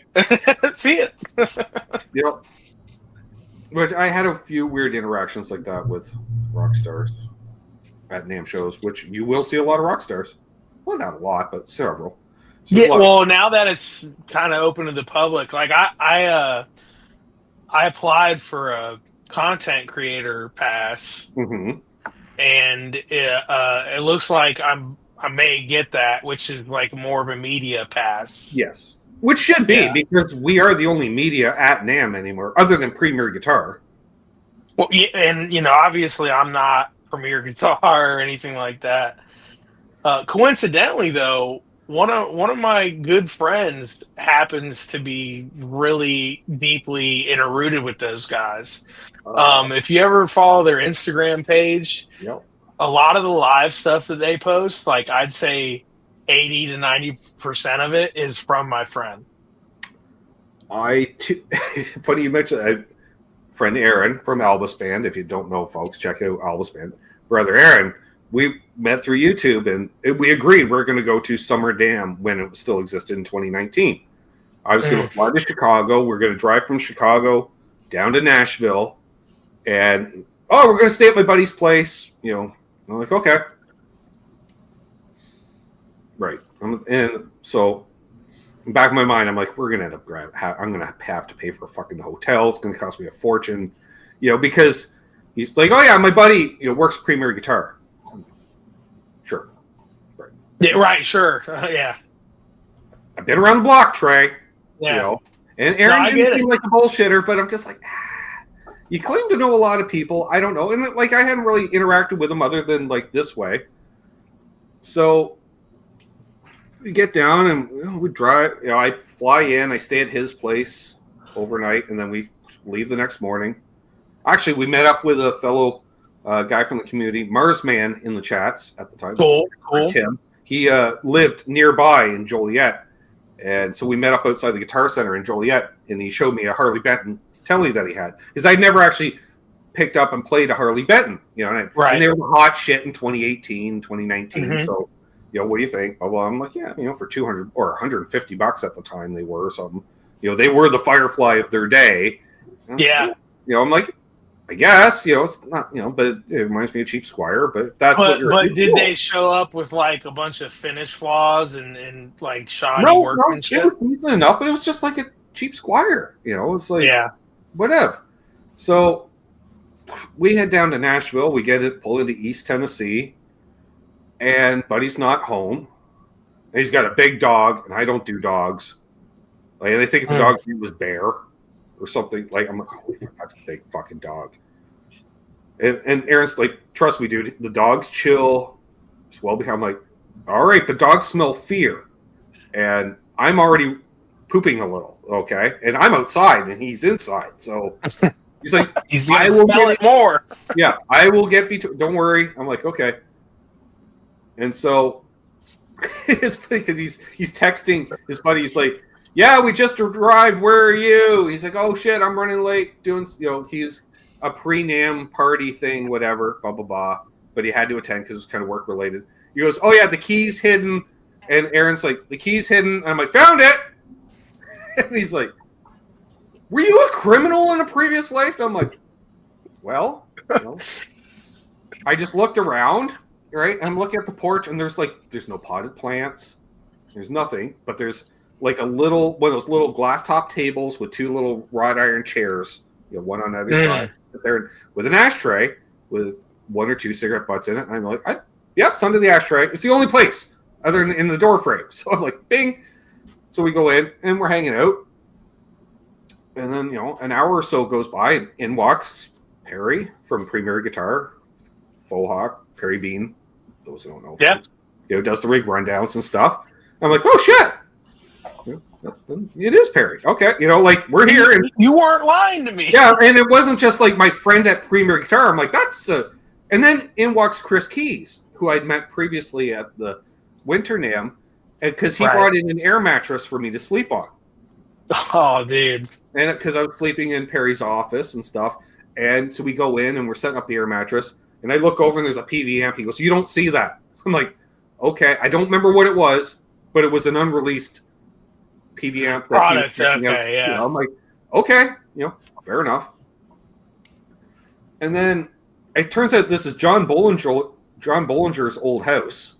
Because I'm looking at the one wall of the office, and I'm like, this looks like it was used in all the old Premier Guitar demos, which it was. I'm like, oh, okay. And then we're sitting around, and it was kind of a trip. And I don't get starstruck, right? But it was just probably because we were already smoking a bunch of weed and stuff, because my trip, I landed in Chicago. Aaron picked me up at the airport. We were headed straight to his band practice. He's like, "Do you need to eat or anything?" Because if you do, we can stop at a convenience store. Grab. I'm like, "Yeah, just do that. Let me grab a Danish or something, whatever. Just throw me gut." Okay. Headed to his band practice. As soon as I walk in the door, I get introduced to the band members. His drummer's like, "Oh yeah, here's your order." Hands me a bag of weed, a pipe, and a lighter, and some edibles. Perfect. I'm like, "Thanks," because I prearranged to have. Best trip ever. Right. So Perry's just like, "You guys got weed?" I was like, "Yeah." He's like, "I forgot to pick up. So do you mind if we just smoke your weed?" I'm like, "Gladly." And it was good weed, and I'm just sitting there. I'm like, "Ain't this a trip?" Because I'm like, 3 rundown guys, like 2 out of the 3 dudes. I'm sitting here, we're smoking weed and drinking beers, and then another dude stopped by because they're actually based out of Iowa, technically, and so one of the guys was flying in from head office, and he was hanging out because he runs their booth at the NAMM show type thing, which I got to know him, and yeah, what a trip. And I'm just like, well, I guess Aaron doesn't fucking bullshit. And then walking around how he literally knew every pedal builder, like all the little, like the Zach Broyles from Mythos Pedals, and guys like Dunnable and John Kuzak, who ghost builds for people and stuff. I'm like, oh, shit, you do know all these people. Ain't that true? And that was cool because the NAMM show is like downtown Nashville, and then you got Broadway right there too. So we played hooky the last day of NAMM, and we did Broadway the right way, including me both peeing and puking in a parking lot, but realizing you're only where the park spot ends, and there's kind of a walkway and then the brick building type thing. So I'm in that kind of 4-foot wide area, and I realized I only walked 3 spots in, and traffic is backed up, and people are looking at me 30 feet away, both puking and pissing at the same time at 2 p.m. on a Saturday on Broadway. Dude. Did I care? I mean, everyone else is doing it. Right? And then I made a very drunken NAMM vlog for that day, and I uploaded it, and I remember like a day or 2 later thinking, I got to take that down. Nobody, no company's going to work with me, Trey, because I'm just like sloppy drunk, dropping F-bombs, like, that's great. Well, and then we prearranged. RJ went live, I want to say on the Monday evening, and then I went live right after RJ to do my show live from Chicago. And it was funny because RJ's like, "Yeah, I saw your video, Ben. You did Nashville the right way." I'm like, "Oh, snap. All right. Thanks, RJ." I'm like, so I left it up. So, folks, if you want to look, Summer NAMM Vlog 2019, watch the whole series. Sick. Yeah, because it's usually half in the bag, and then the next part will be me hung over the next morning. Can we do a reaction video to it? Just rewatch it together and just see. Here's where I went wrong. Yeah. I know it was wrong going to Tootsie's right after Carter's.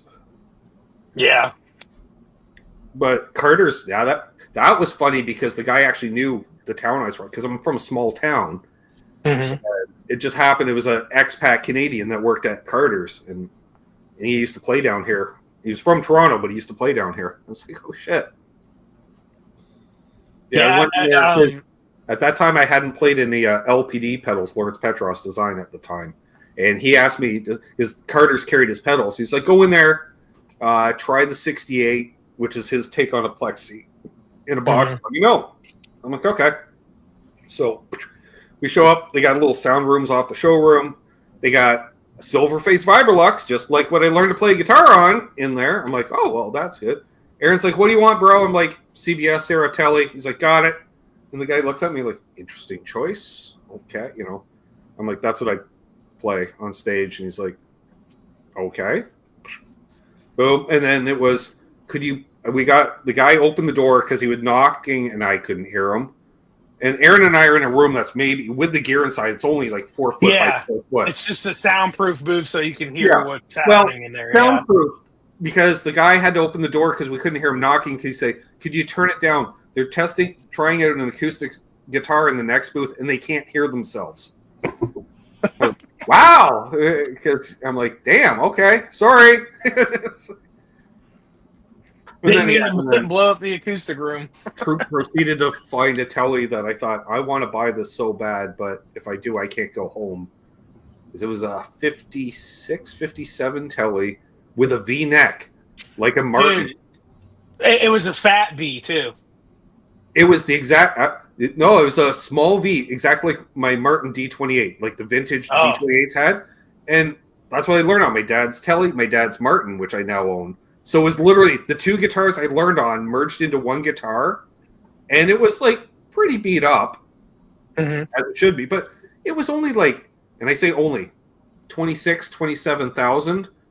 But it's a pre-CBS 50s telly for under 30 grand, you know. And I'm like, this is priced right, and I'm like, this is worth every bit of that money. But and the mistake was I had my dad's credit card with me, which my mom told me jokingly, it's actually a line of credit card, and she had just paid it off, so there's 50 grand sitting on it.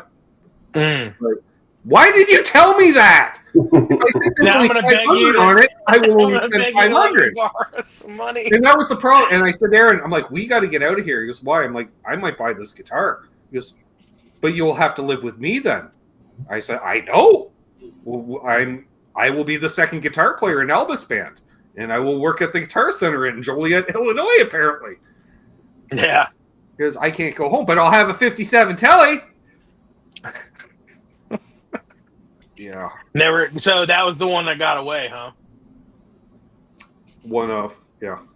But yeah, it's not that I could really afford it. Was that like the worst one that got away from you? You were like, man, if I could have made that happen, like you stay up at night thinking about that one? No, that was last year, Trev, was it? March of last year. See, he knows the guitar. He knows. So I have a deal with our local Long and McQuaid, which is like Guitar Center. Yeah. Right? I get to go play their guitars, make shitty videos, and they're okay with it. And so they got a Murphy Lab in, Trey. Ooh. Lightly aged. Yeah, Les Paul, lightly aged, we'll call it. So basically it looked mint. It's not beat to fuck, right? BOS. Yeah. I want to say it was around pushing 12 Canadian on sale for 10. So you're looking at about, what would it be, about 7,500 US, we'll say. This is a brand new guitar. Brand new guitar. And I looked at it. I'm like, okay. I'm like, fuck, you know. And you can tell right away it was something different because the burst is right. Yeah. You know, it looks like a 59. And like how you put that into work, I don't know. But the burst looked like a 59 burst. You know, considering I'm looking at an R9, and an R9 doesn't look like that even. You know, and I'm just like, huh. Okay. Yeah, you know, I was just looking up. I've been looking for like a 59 style guitar, and even the R9s don't get the burst right. The problem is, Trey, so they had it behind the counter, go figure. Right? And he takes down so I can demo it, and he hands it. And as soon as my hand went around the neck, I went, oh shit. Like, I don't know what it was, but just that profile, it just fit my hand. It was like putting on a moccasin. You know, it's super soft. And I went, oh, for fuck's sake. And I haven't even played it. And he hasn't even let go of it, so I haven't even felt it yet. And then he let go of it, and I'm holding an Les Paul at arm's length, and my arm didn't drop. I went, how light is this? And it says right on the hang tag, no weight relief. Like they knew. And I'm like, what the fuck? Okay. And so I take it into the lesson room to do a demo, and I play through a Princeton forever because that is the ultimate amp. You know, the Joe Bonamassa effect. It makes an old Gibson sound like, you know, and it plugged in. I'm like, oh, fuck, I sound like Bonamassa. You know, like a vintage guitar. And it's like every Les Paul you ever played, Trey, all the knobs were only on 9. You know, it's not necessarily a brighter tone, but it was just, everything was clear. Just more. Yeah, just holy crap, you know, and I'm like, this feels amazing. You know, the finished work is, but you couldn't put it into words. It was just, what the, have you actually ever played a real 59 before? No, I have not. I actually have. I know you have. I got to play one at a gig, and the reason why I wanted to interject right there is because there is something about those old guitars and those old pots and that old wood that literally just are so open and clear. Those old pots. I think it has to do with the pots and just all the pots the electronics themselves. Like were just, I think, because they were military grade components. Like if it was a 470 microfarad, it wasn't 472, it wasn't 468. It was almost exact, yeah. And that was it. It was just like, and I played custom shops before, and like Gibson, for all the shit they would get shit on 5-6 years ago when they're going through the bankruptcies, fine. But they've been putting out great products the last number of years. What, you mean when they made these? Hey, well, maybe. But then I played custom shop stuff, and I knew it was a step above, but that you couldn't put into words. It was just better. But it was like that leveled up again to the Murphy Lab. And so I shot the demo, and we ended up weighing the guitar 7.4 pounds. God. Oh, no. It's like the perfect guitar. Yeah. Like it felt like a Strat. It was like, that light and slinky. I'm like, what? I was like, and I looked at that guitar because they put it up on the top row where you can't reach. Yeah, where it was dusty. And and the funny part is I went in a few weeks later to shoot a demo of an R8. It felt like an Epiphone to me. Like it just, and nothing against Epiphone, but it felt like, actually it didn't feel like, it felt like a Firefly, to use that as a derogatory. It felt like a complete piece of shit. And it wasn't, but I was ruined for Les Pauls. If you guys know. I was getting ready to say that 59 ruined every other fucking guitar for me. Yeah. And I get every other one. And like say with vintage gear, one of the things I would do is sometimes I'll take in an older guitar into the guys. Because most of the guys that work there, they're in their 20s, maybe 30s. And we're in a small town. Like the chances of you getting your hands on a vintage piece of gear are slim to nil. So I took in my 67 Telly one day. I'm like, you guys like Tellys? Yeah, they all like Tellys. Here, play this. And I remember one young guy, he was 19, 20 years old, just out of high school. And he played it, and he just played it for a moment. He goes, fuck. I was like, what? He goes, I got to go home after work and tell my grandma that my Telly's a piece of shit. And I'm like, that's the most weirdest statement. Like, because I ruined him. And he goes, he looked at me and goes, and I loved my Telly. And he said it in past tense. Like, sorry, dude. What's up, Milt? Yeah, I mean, dude, if you ever go back to Carter's, you need to see if they will let you play one, like a real burst. Well, it was funny. I tried playing. They had at that time Ed King's Strat that he wrote "Sweet Home Alabama" on, right next to the room I was going in and playing, and they had it in a case. And for $75,000, and I'm like, can I try it? This guy's like, no. And then I walked in, and there was a Dumble just inside the door. And I'm like, can I try that? He laughed again. He's like, no. I'm like, well, why is it there? And they're like, because Bonamassa is in town. We figure if we'll put it where it's within eyesight of the couch register, he'll buy it. And he did. Damn. They do that. They'll just put shit within, because it was weird. They have a front room and then a back room. It was like literally on the landing of the stairs. And I'm like, why is there a Dumble? Like, just right there. Like, to the point where you have to look at it to walk by it. I'm like, oh, that's why. Because Bonamassa will do that and be like, oh, wait, whoa, I guess I'm playing through this. All right.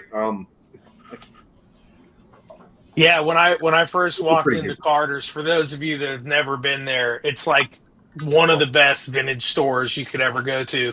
Right. I also liked House of Guitars in New York. I did get to go there. Unfortunately, I didn't play yet. That was a family lake. Because I actually live directly across the lake from Rochester, basically. So we did a family road trip around the lake in like 4 days. I had actually lived up in Rochester for a very short time, but that was one of the things we did. Was I'm like, my dad's like, we're stopping at House of Guitars. So I'm like, yes, because I'd seen the TV commercials, and I think I was 12 at the time, so I was into music, and I just wanted to go down the basement where all the albums like blow up, and I was buying $2 cassettes and shit. So I'm like, yes, Yeah. I got like $20 I got saved up for this road trip. So yeah, it was amazing. So you go in there. I mean, it's like the front register, and then you walk around the corner, and then it's like a showroom of just everything you could imagine. They had, when I was there, I think like I was just like, oh, like, it was like Wayne's World seeing the Strat for the first time. Right. So they had I think a 1912 like scroll acoustic, like from way back in the day. Mhm. And I played that, and I was like, oh my God, like just holding something like that was crazy to me. I was like, this should be in a glass case. Like, but so they actually had like one of the Back to the Future style guitars, not the actual thing, but you know what I mean? One of the old like 57 or 8, Right. like red, 345. And man, they had everything there, but it's like they'll let you pick up anything. Like when I went there, the guy basically gave me a tour and let me play whatever I asked for. My dad was Showed me loading up everything. on some shit there because he was still gigging at the time. I forget what he was loading up on, but I remember, because they had that central display kind of behind glass, but then along the walls, they had, because at that time they advertised over 1,000 guitars in stock, and you would look along the walls, and it was Squier Strats lined up 4 deep, just leaning, not even on stands, right? Just the first one's leaning against the wall, the next one's leaning against it. Damn. They were just leaning against each other. I'm like, and thinking to myself, that can't be good for the necks and stuff. But blowing up, it was fine. It wasn't like that when I went. It was it was like Squier Strats, vintage, 100 and a quarter or something, because it was the mid '80s. So it's like blowing up 100 and a quarter, and they got in obviously a truckload of them, and then going down. This is the '80s. Oh yeah, okay. It was. I went. I think I went in like 23.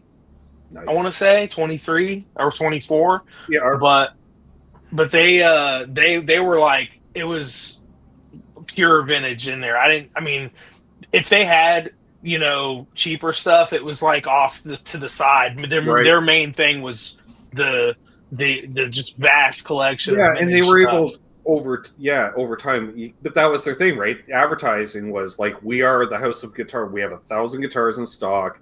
How do we do that? Because 500 of them are going to be Squiers and equivalent thereof, cheap 80s Japanese stuff. Not even like I think they only did Squiers because they were a Fender dealer too. But and then just tons of amps, and the way that house was expanded and stuff, it was insane. Because you look the front drive, it just looks like a converted house, but they bought the house behind it because it was. I was talking about Carter's. Oh, Carter's too, yeah. Yeah, I was talking about Carter's, but House of Guitars, it's literally a house. It's literally somebody's house that they just made a store. And they blew out the back of the house to connect to the house behind it to make it way deep, and then the basement, same deal. It's really narrow but deep, and that store, it was a lot of If you asked them, like, they weren't as willing to show me around. Like, I just kind of went with my band at the time, and they were like, "Oh, check this out." And he liked the Japanese, like Aria, like what's the Japanese factory that everyone knows, like Fujigen. Yes. Like, he likes all that kind of stuff. And I think over here. Cool. Yeah, I like a 70 like pre-lawsuit Aria. That's like a Les Paul special. And it's got the Gibson headstock and everything. Nice. But yeah, that's kind of where I got my beginning of guitar hunting and stuff. So we went to Carter's, man, and like I got to play everything, and I'll tell you what, like playing my buddy's 59 just killed every other guitar for me, and like so much so that I want to like sell all my guitars to buy like a Murphy Lab. The oldest Les Paul I played would be JJ's 68 Custom. Yeah.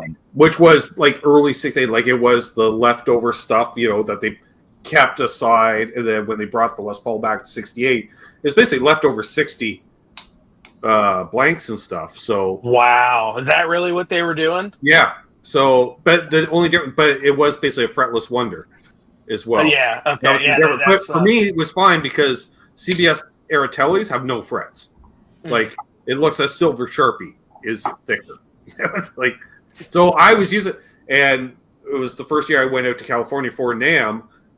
Oh man, got there, we're hanging out, smoking weed, and he's pulling out his guitar collection, and I'm checking out this and that, and I was like, oh, that's cool, And being in Orange County, California, where all gear ends up apparently, he had a stellar example of what's the last time you played an RG 550? I'm like, oh, I don't know, dude, the 90s? So like, oh, here's an 87 in desert yellow.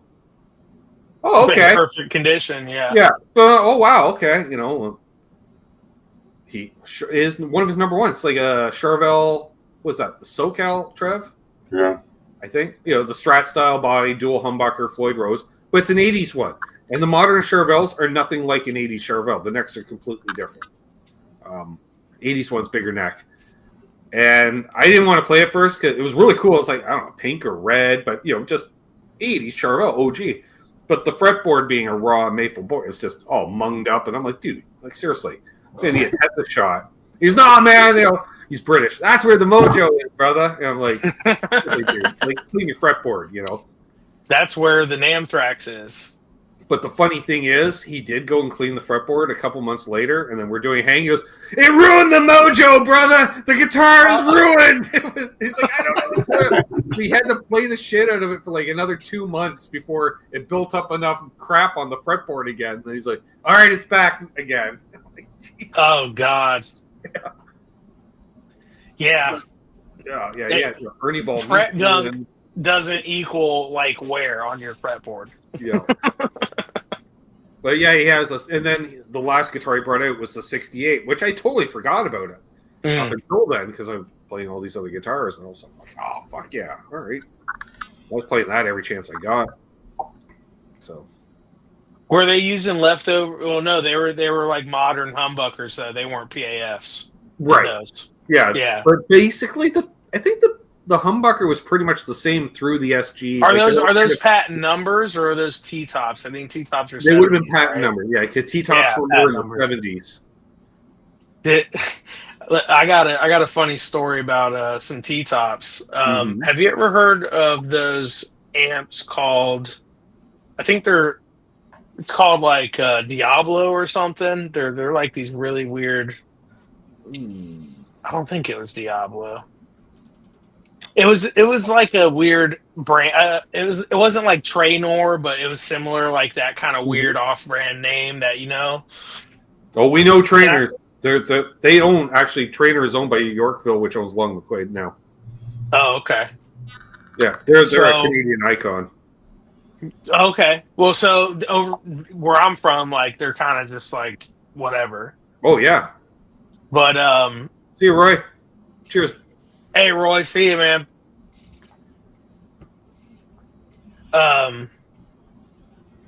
Damn, I got too stoned there. What happened? What were we talking about? Diablo amp. Oh yeah, the T-top. So I went to go check out this amp, and the amp was like a total piece of shit. And I was like, hey man, so they told me that they were like storage unit collectors. Like they'd go and buy storage units. Sure. Like, do you have any more guitar stuff? And they're like, yeah, I think I got like a box of shit. And I was like, okay, yeah, like let me see it. And he pulls out this like little box, and the first thing I see on it is like a Green Label Boss pedal, which is like a mid-'80s Japanese pedal. I was like, okay. Yeah. And I look at it. Sitting up there. Yeah. I'm looking at it, and then I pick up that pedal, and then I see this. Oh, snap. Like this is like the real pro. This is the I was one gonna say that's very early. Like I'm not gonna say first gen, but early gen. Yeah. Yeah. Like, so no this 80s, is the one regardless.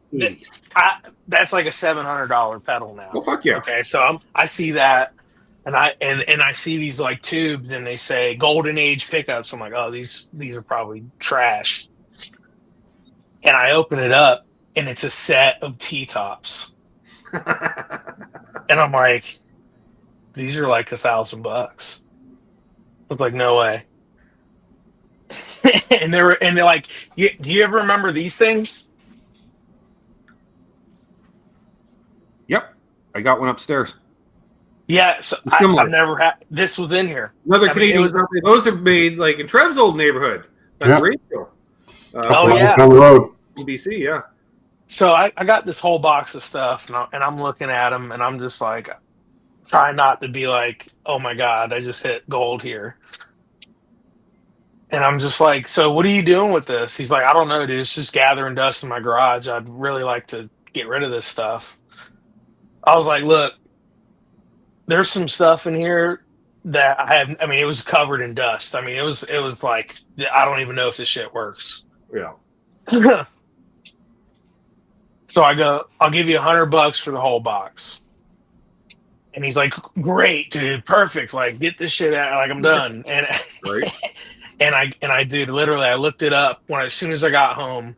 Like the rat pedal was selling for like $700. The tone bone was like $100, $150. The Boss pedal. I actually gave that one to Johnny 3-Bar. The vintage. It was a CE3 vintage chorus from Boss.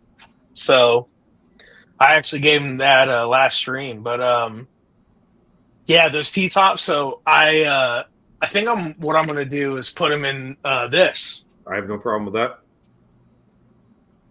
And kind of go. I with assume that has the stock pickups in it, which are adequate at best. No, actually, this one came with 57 classics, which were okay.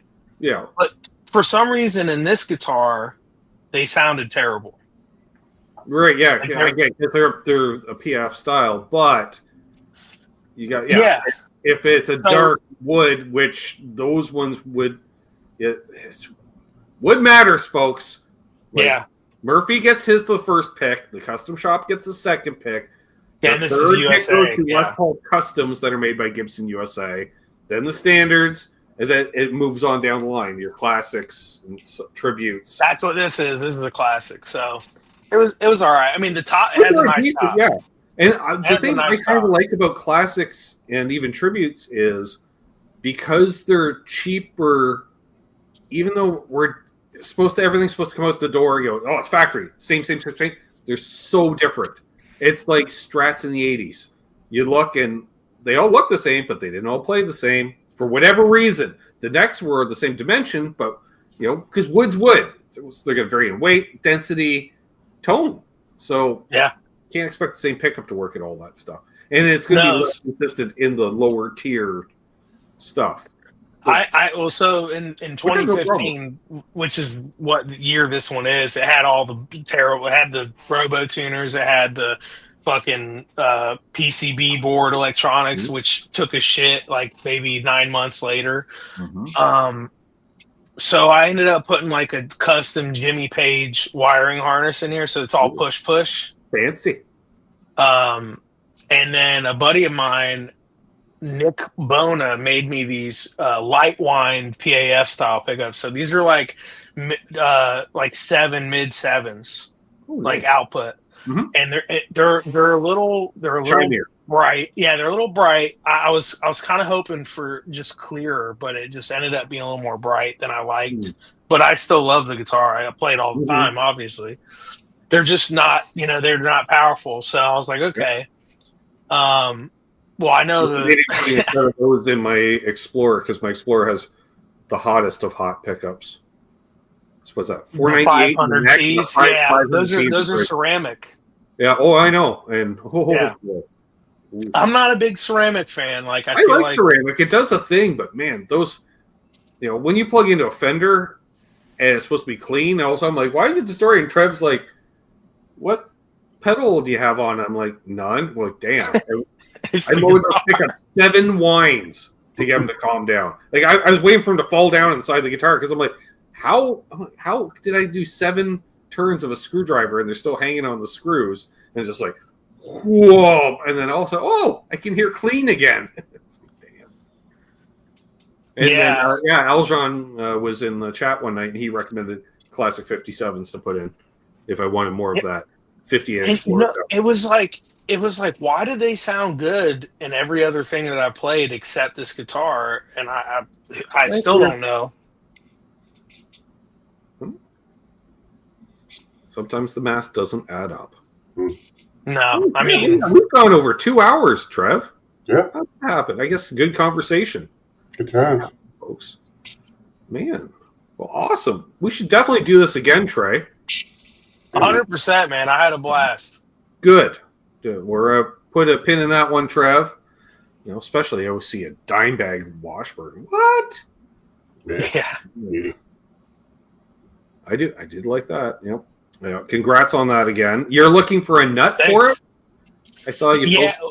Yeah. I'm also, well, I'm really looking, I want to do the whole thing. Like I want to have it with stainless steel frets. I want to like spend money on it and make it badass. Mm-hmm. It needs new pots. It needs a nut. One of the middle locking nut stripped. It not for me, but it's zinc. So I got a steel Floyd Rose nut coming for it, and gonna go from there. It's not a Dean Washburn. Oh, yeah. Oh, you meant the other one behind you. Oh, you want to see that one? That's not even a Dean. That's a Firefly. Well, there you go, Bo. Can you tell me anything wrong with this one? The body's smaller. Much smaller. Holy crap, like way smaller. Super light, too. I bet it fucking it. Well, most toys are, Trey. It looks like a toy, and it feels like a toy. I bet it does. And I mean, you can see there's 2 strings hanging off of it, right? Yeah.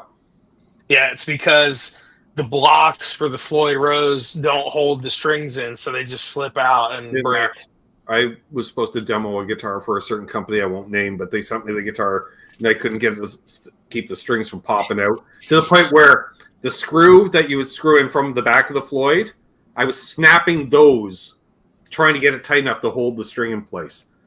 And they're like, how are you snapping those? I'm like, how are you making them out of such cheap metal? They're like, oh, it's an OEM Floyd Rose, but it wasn't because it had different things in there. I'm like, you need to, they're like, well, where can you get better ones? So I was like, I said, fu-tone.com. They have titanium ones. They won't break. Yeah, they can't. They cost so much more money. I was money. like, yeah, but you have a piece of crap guitar. But thanks again, Ferd and Matt. Yes. Thanks, everybody. Yeah. You guys that got me to 7K. We're going to do a group hang next week celebrating 7,000 subs. Could be hash and hot dogs, Trev. Yeah. Michael B's going to join us for that. He said he was already in. So if you want to hang out as part of the group hang, hit a fella up, reserve a spot. Maybe we'll have 7 people on the panel for 7K, Trev. Oh, sense. We could do that. I don't know. We'll see. Or I'll completely forget until next. Oh, we got a Water Buffalo meeting this Saturday. Yeah.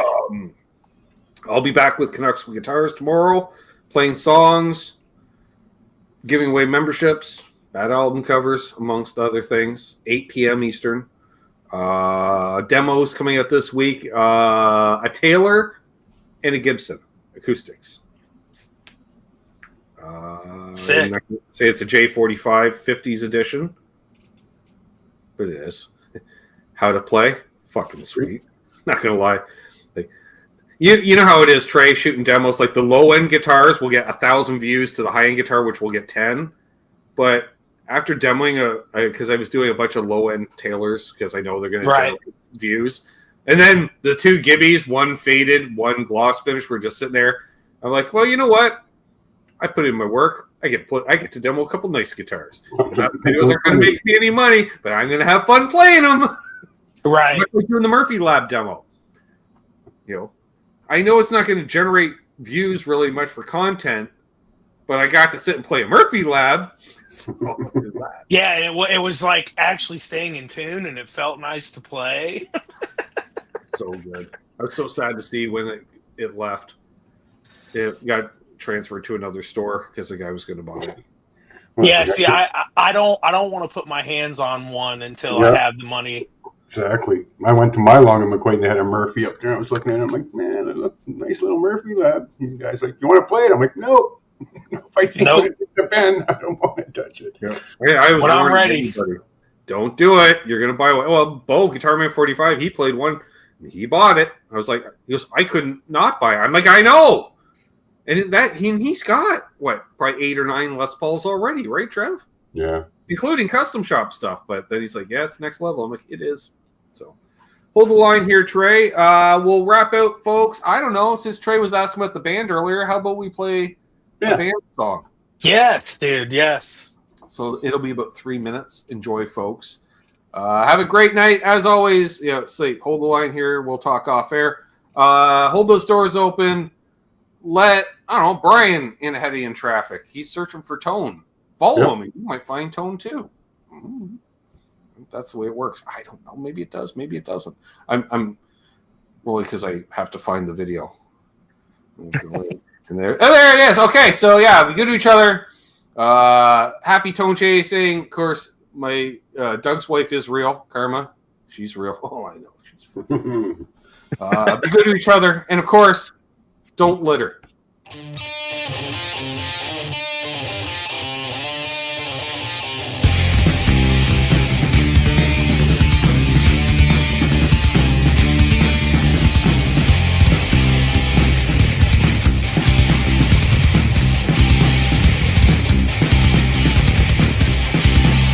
Why do you scream at me? Why do you think that it's free? It's not a choice made by me. Once we fall, soon you'll see. When I looked into your eyes, I can see we need to change our lives. Let me in, then we both win. But not knowing that you're killing me. This silence, this building, tearing me fearfully. This silence, this building, tearing me. I'm screaming.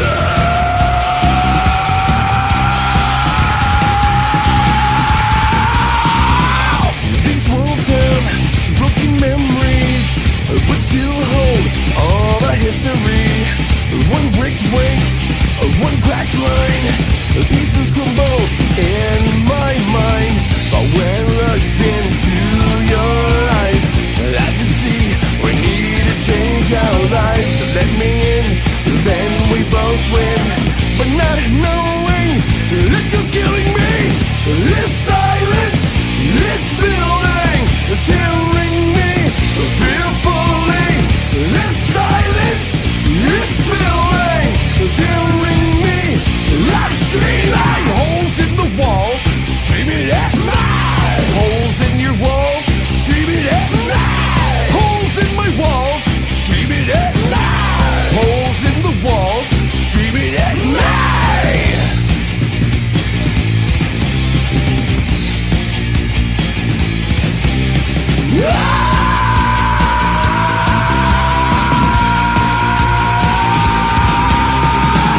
This